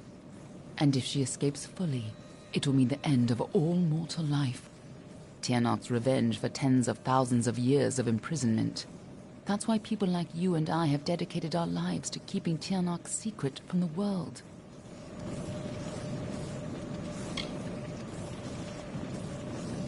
Everyone who knows the truth of Tirnoch will be dead, and Tirnoch will be sealed away once again. We can return to our duty of keeping the knowledge secret, assuming that's the life you want to return to. But if you refuse, then I'd have to make sure you never tell the truth about Tirnoch. Of course, I'd rather it didn't come to that. But you would have done the same.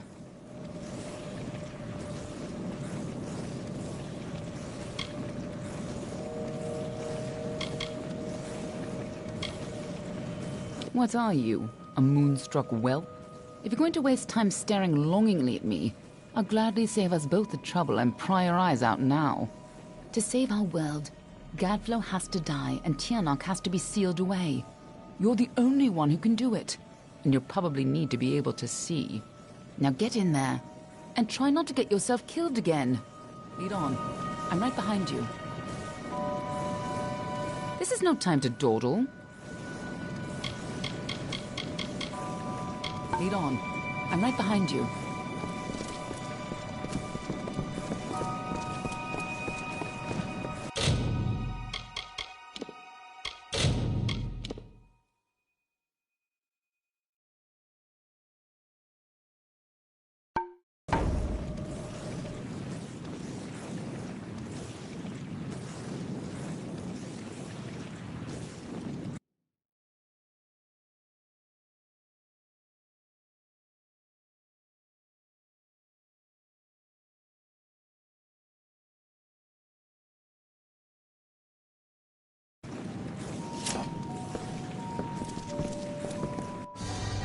You don't understand, do you? The power of Tirnoch has... Yes! Return to your grave! Tirnoch, lend me your power!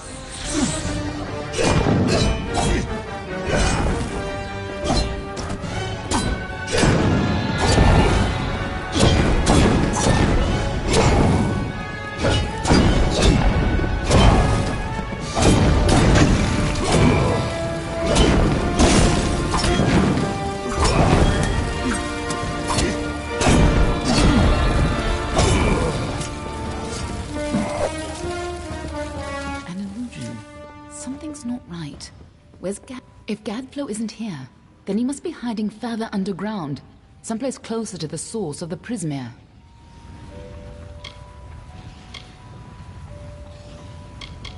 Definitely. The war's not over yet. Whatever bargain Gadflow made with Tirnoch, it's about to pay off. When that happens, the world will not be spared her wrath. In the heart of Alabastra is the former unseelie city of Baal. Beneath the Winter King's court, there is the Cave of Amethyst. It's a place of tremendous power. It is where Tirnoch is imprisoned, and where you died. We were two of the people who were supposed to keep Tiernok hidden from the world. Anyone who learned too much had to die. But when Gadflow found her, you were the one who volunteered to kill him and sealed Tiernok away once more, even though you were fated to fail.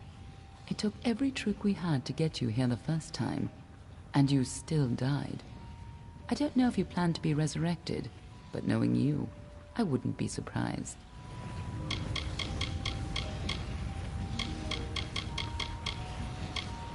She's imprisoned deep in the Amathin, but Gadflow's war has weakened her bonds.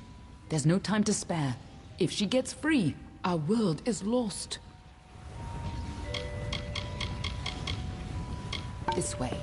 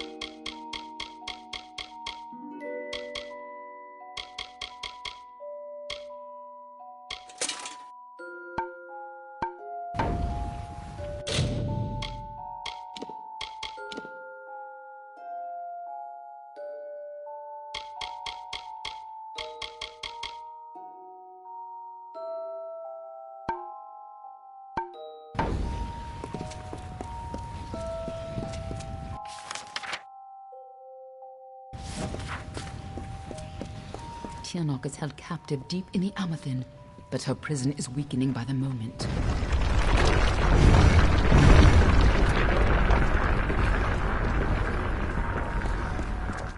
I feel you here again, full of life, full of fate. What have you brought me?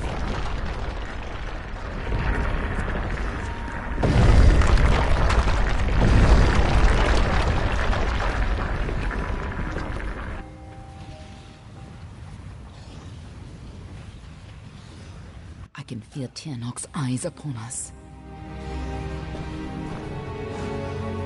We're close. Let's go.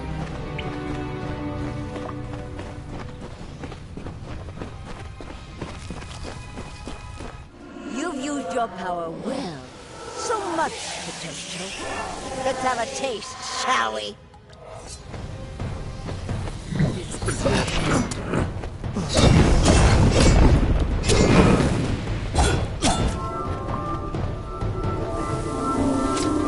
She just tore out a part of the fates you've stolen and turned it against you. Perhaps it is not inaccurate to think of her as a god.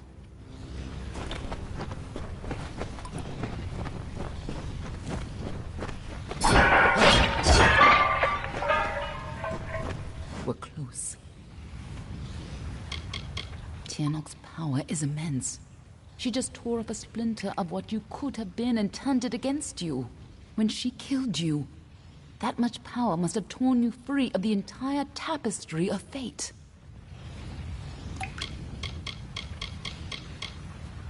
This way.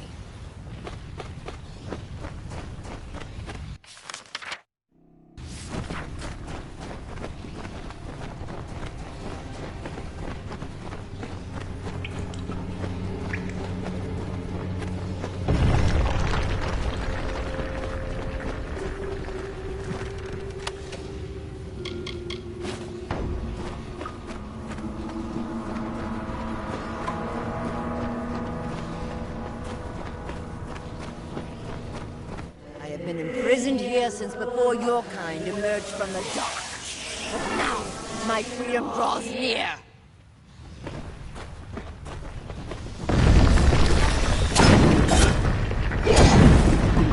No more delays. We cannot let Gadflow free Ternok.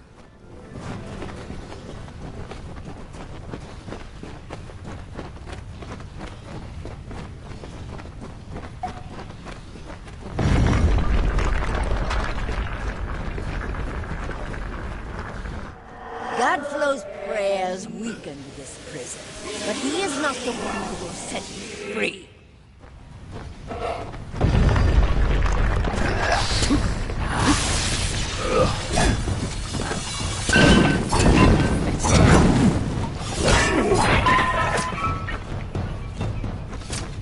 Don't listen.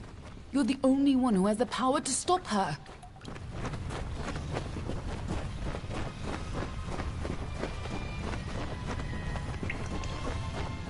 When you first came to me, death was your only fate, but I'm very sweet. And you were so eager to play your role. No more delay.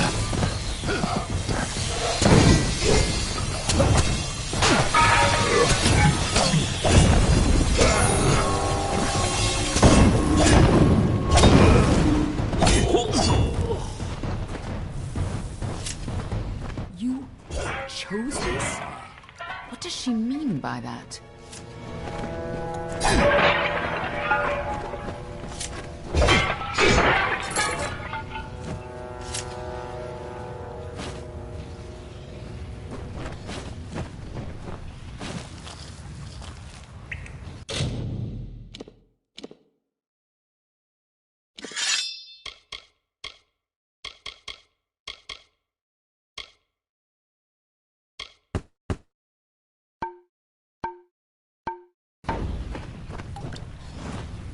Ternok awakens. We need to move. Let's go.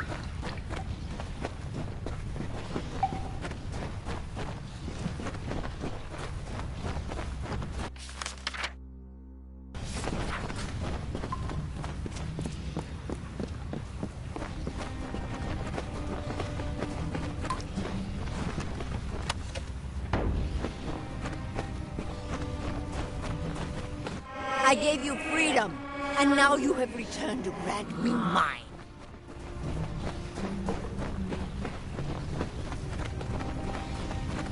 Only you have the power to reseal Ternok inside the Amathen. I must keep the secret of her existence from the world. Once Ternok is pushed back into her prison, these caverns must be sealed. But that leaves one question.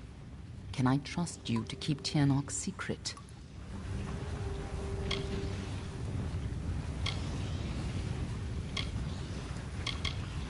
There are things in this world that must remain hidden.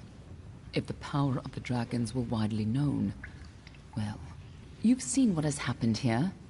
Gadflow tapped a fraction of her power. He upset the great cycle of the Fae and waged a genocidal war on the young races. Just coming in contact with her power managed to free you from fate's bonds. And if you can turn that freedom against her, she will have no power over Amalur.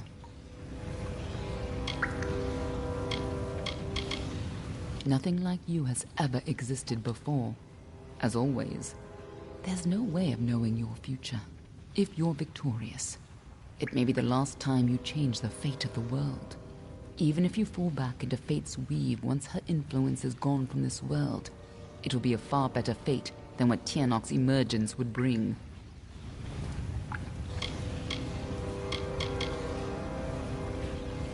That is excellent. After all that you've done, it would have been a shame for you to die a second time. If you do escape, I will be watching you. And know this, anyone who learns the truth of what happens here, I will silence myself. Go. Stop Ternok from fully entering this world. But remember, my blades will always be at your back.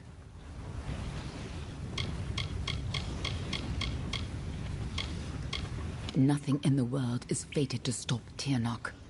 That's why you're the only one who has a chance. I'm just here to make sure you take it.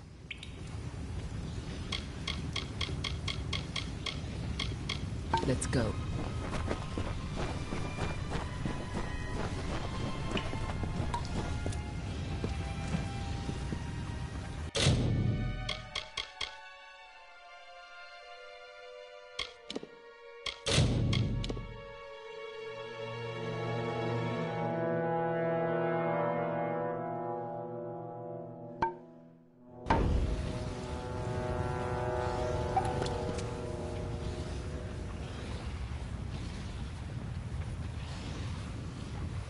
There's no turning back now.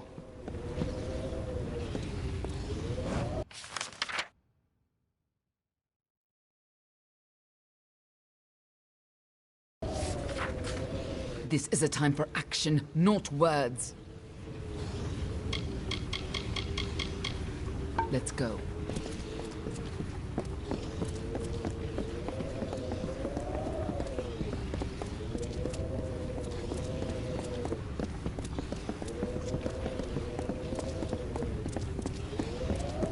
Come, Fade Weaver. Bring me your power. Sacrifice yourself and seal the fate of your world.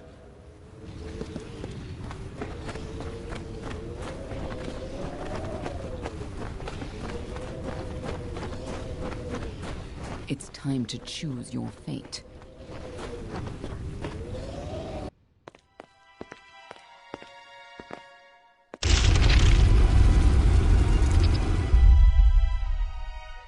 Amathin lies beyond. This is where the dragon will breach the veil. Come forward, mortals. Behold the birth of Tirnoch. Attend your final hour. My fate does not lie beyond those doors. You alone may change what is to come. Go!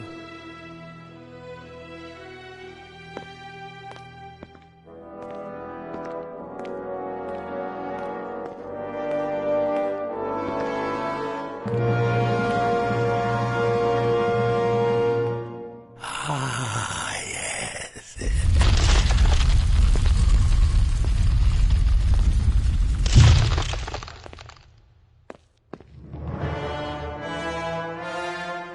Welcome back, mortal. How does it feel, I wonder, to return to this place? Does the pain of your death still linger? Can you feel it echo through the air? And now, in this place, you shall witness the birth of Tirnoch, the destruction of the Alfar, and the dawn of the endless winter. Yes, he comes. Tirnoch the powerful, Tirnoch the merciful. Qualla fella Tirnoch, qualla sera Tirnoch.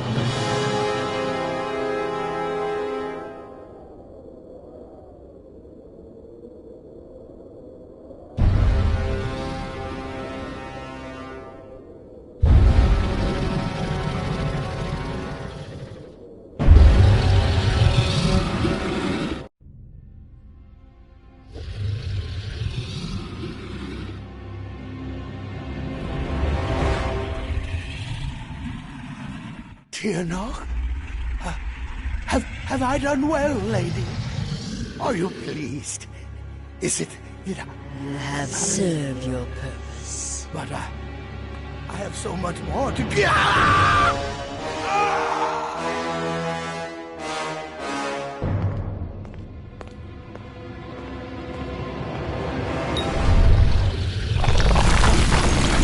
Come closer. Give yourself to me.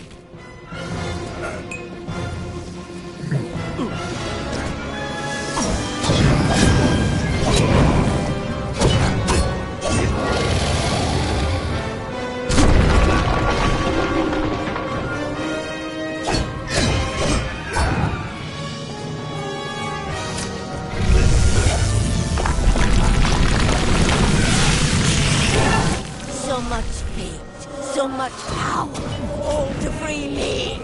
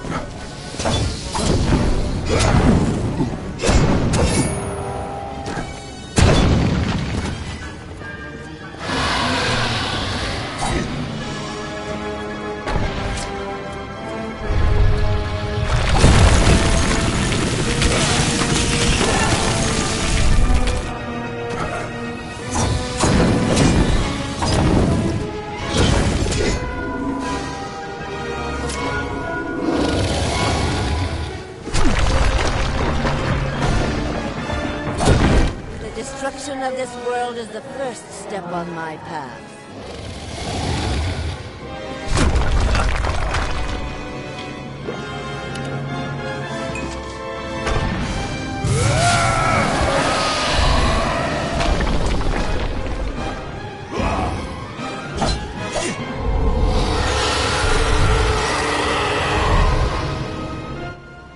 Yes! Struggle! Fight! And die, just as you did before.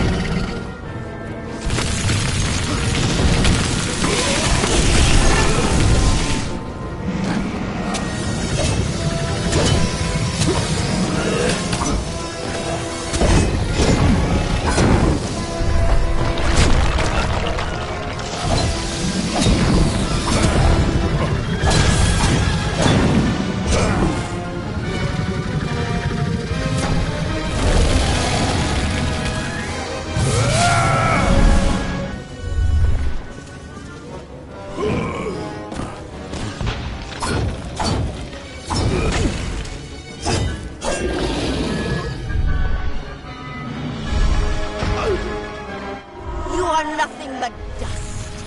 Why won't you die?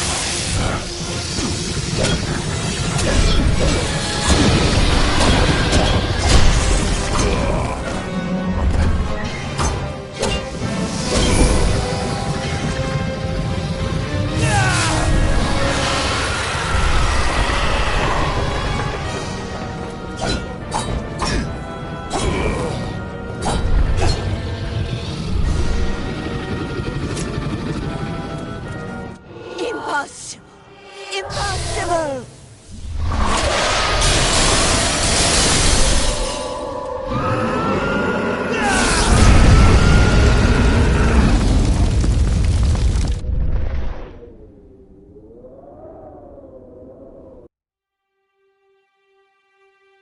How could we have known that this would be a new beginning?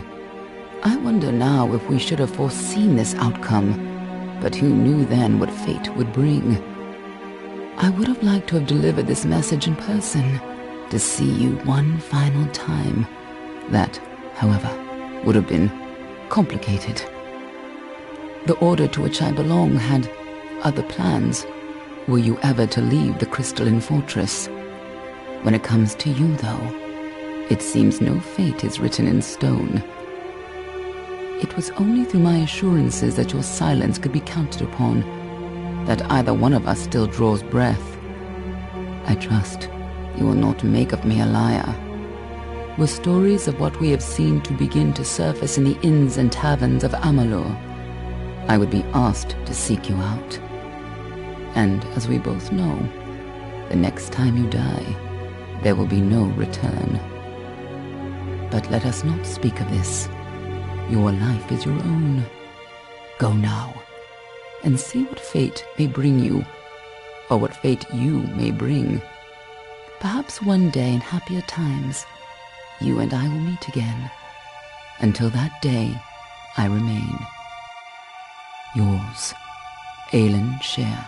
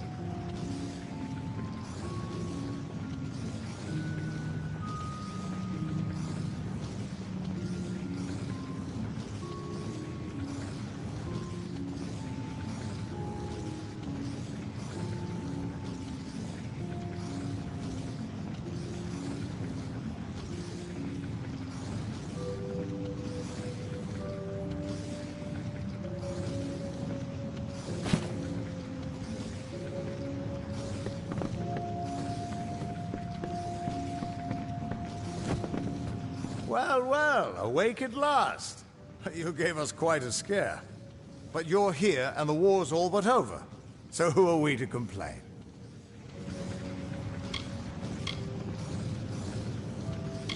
I was hoping you could tell us. Sidon and I were fighting a few remaining stragglers when all of a sudden they started this unholy wailing. I guess you must have killed Gadflow, because the Tuatha started screaming and ran away. There are still a few diehards, but they don't have the fire in them, you know? Wasn't much longer before Aelin showed up carrying you over her shoulder. Told me to watch over you, make sure you were okay. She left some kind of note for you. But I know better than to read a private message from the likes of her.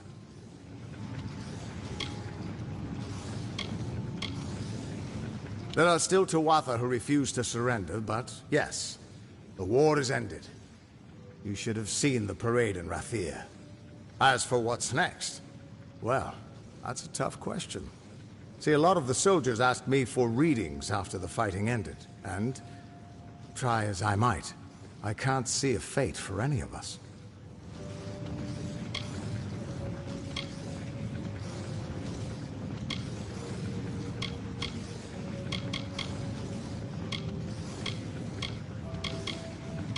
Tirnoch, you don't expect me to think that Gadflow's god was real, do you?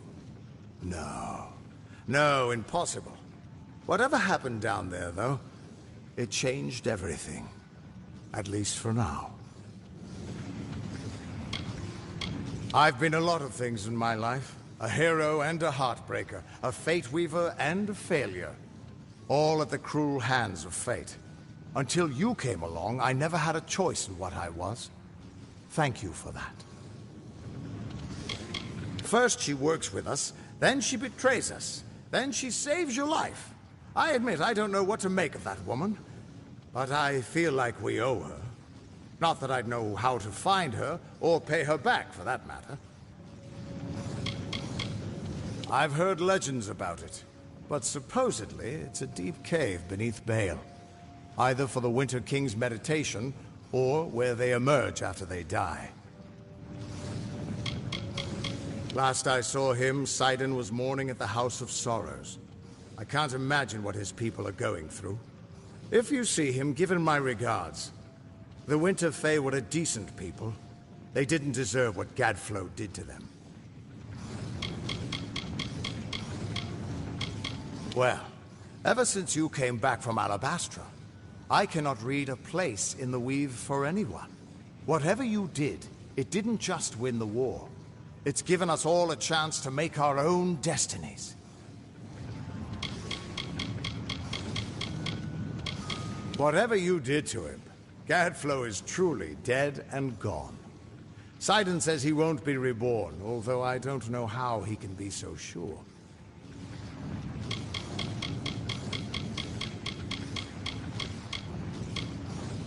You've all but ended the war, and you've surely changed its destiny. Every mortal in the Feylands owes you thanks. Sure, there are still Tuatha left here and there, but they've got no leader, and they don't pose half the threat they used to.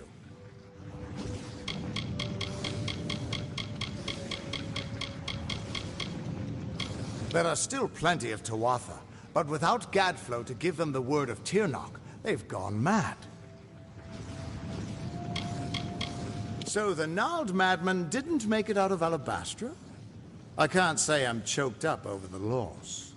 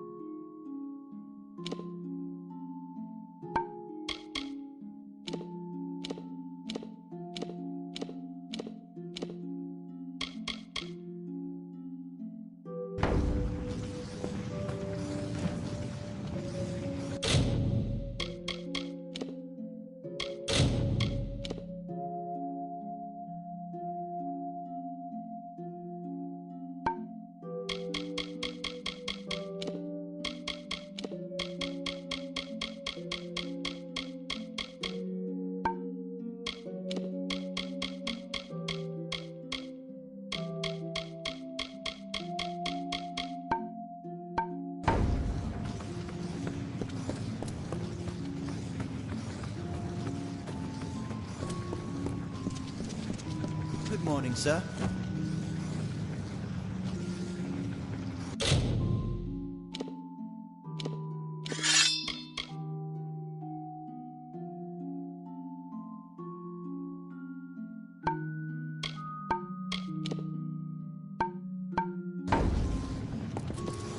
Good to see you up and out of your quarters. This here is the lower hall of the Orbicant. The Council has granted this rare honor in light of all you've done for us, for all of Alpha kind. They have also allowed me to offer you access to the reserve armory, if you would care to have a look. Ah yes, it was she who brought you here, you know. Stood by your bed for almost a day, then left suddenly on urgent business. But that has always been her way. I can't show you the upper halls or the council chambers, I'm afraid. But you are welcome here in the lower hall, and it is my special pleasure to offer you access to the reserve armory. The quarters you slept in where you recovered were once assigned to the late General Talera. They are yours now, should you ever wish to use them. Rare weapons and so forth, procured for Rathir's leaders and defenders. They must still be paid for, I'm afraid. But please, have a look for yourself.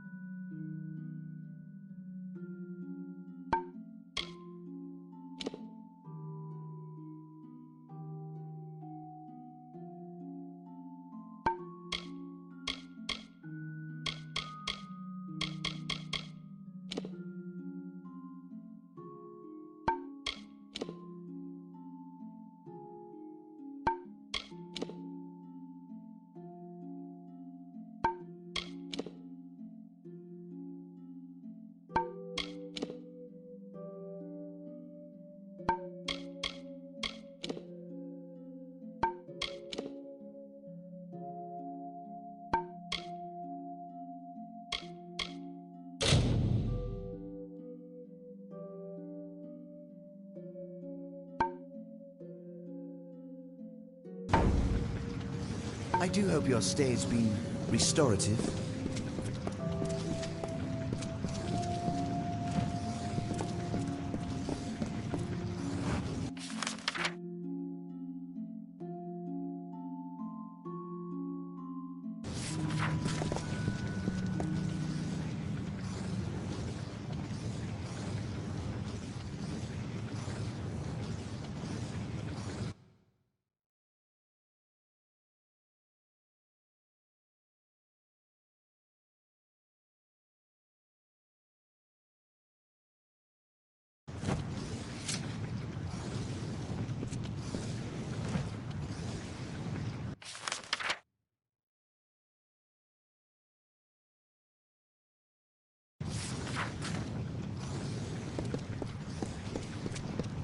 The watch sees all in Rathir.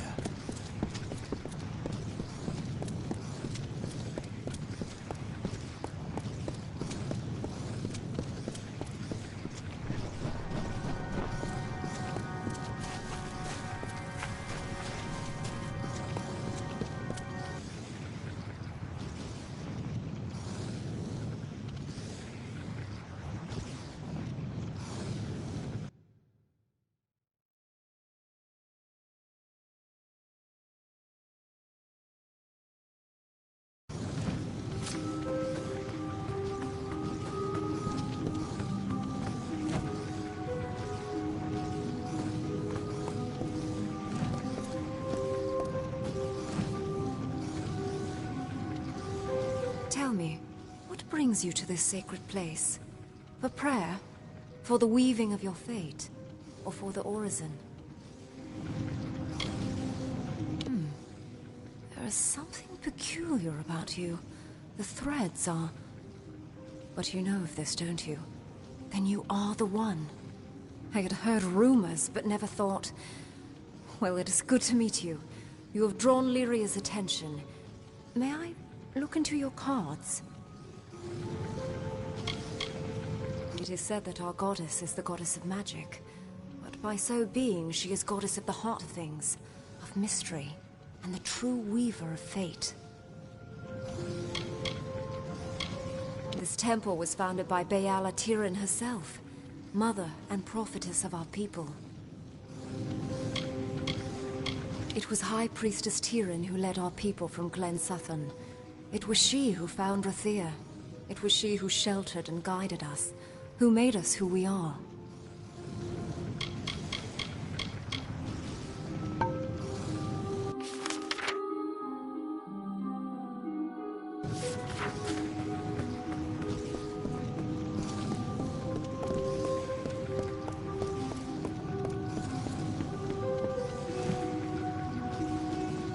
Welcome to our temple. I am a daughter of Lyria, one of many sons and daughters who have devoted themselves here. My station is to look after the relics sacred to our order. Sadly, many of the relics we once had are now lost. The Lunar Gardens, or sometimes the Garden of Eternal Night, dedicated to the goddess Lunala. How it works is a mystery. Lunala is goddess of night, the moon, and what is hidden. It is said she is Lyria's handmaiden, or her daughter, or her younger sister. The goddess of magic, fate, mysteries. We believe that order and chaos are how others want the world to be. But Lyria is concerned with what is, and what can truly change it. True wisdom is knowing the one and grasping the other. All are welcome here to pray, to reflect and find peace. If you seek fate weaving or the orison, you should speak with the High Priestess. Priestess Saranin oversees the temple. Though her station is high, she is gracious and open to all who visit.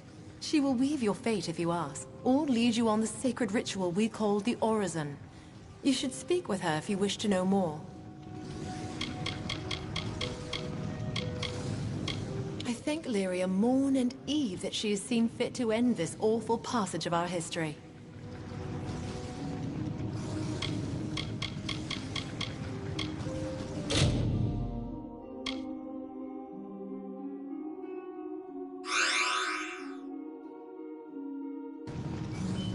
So long.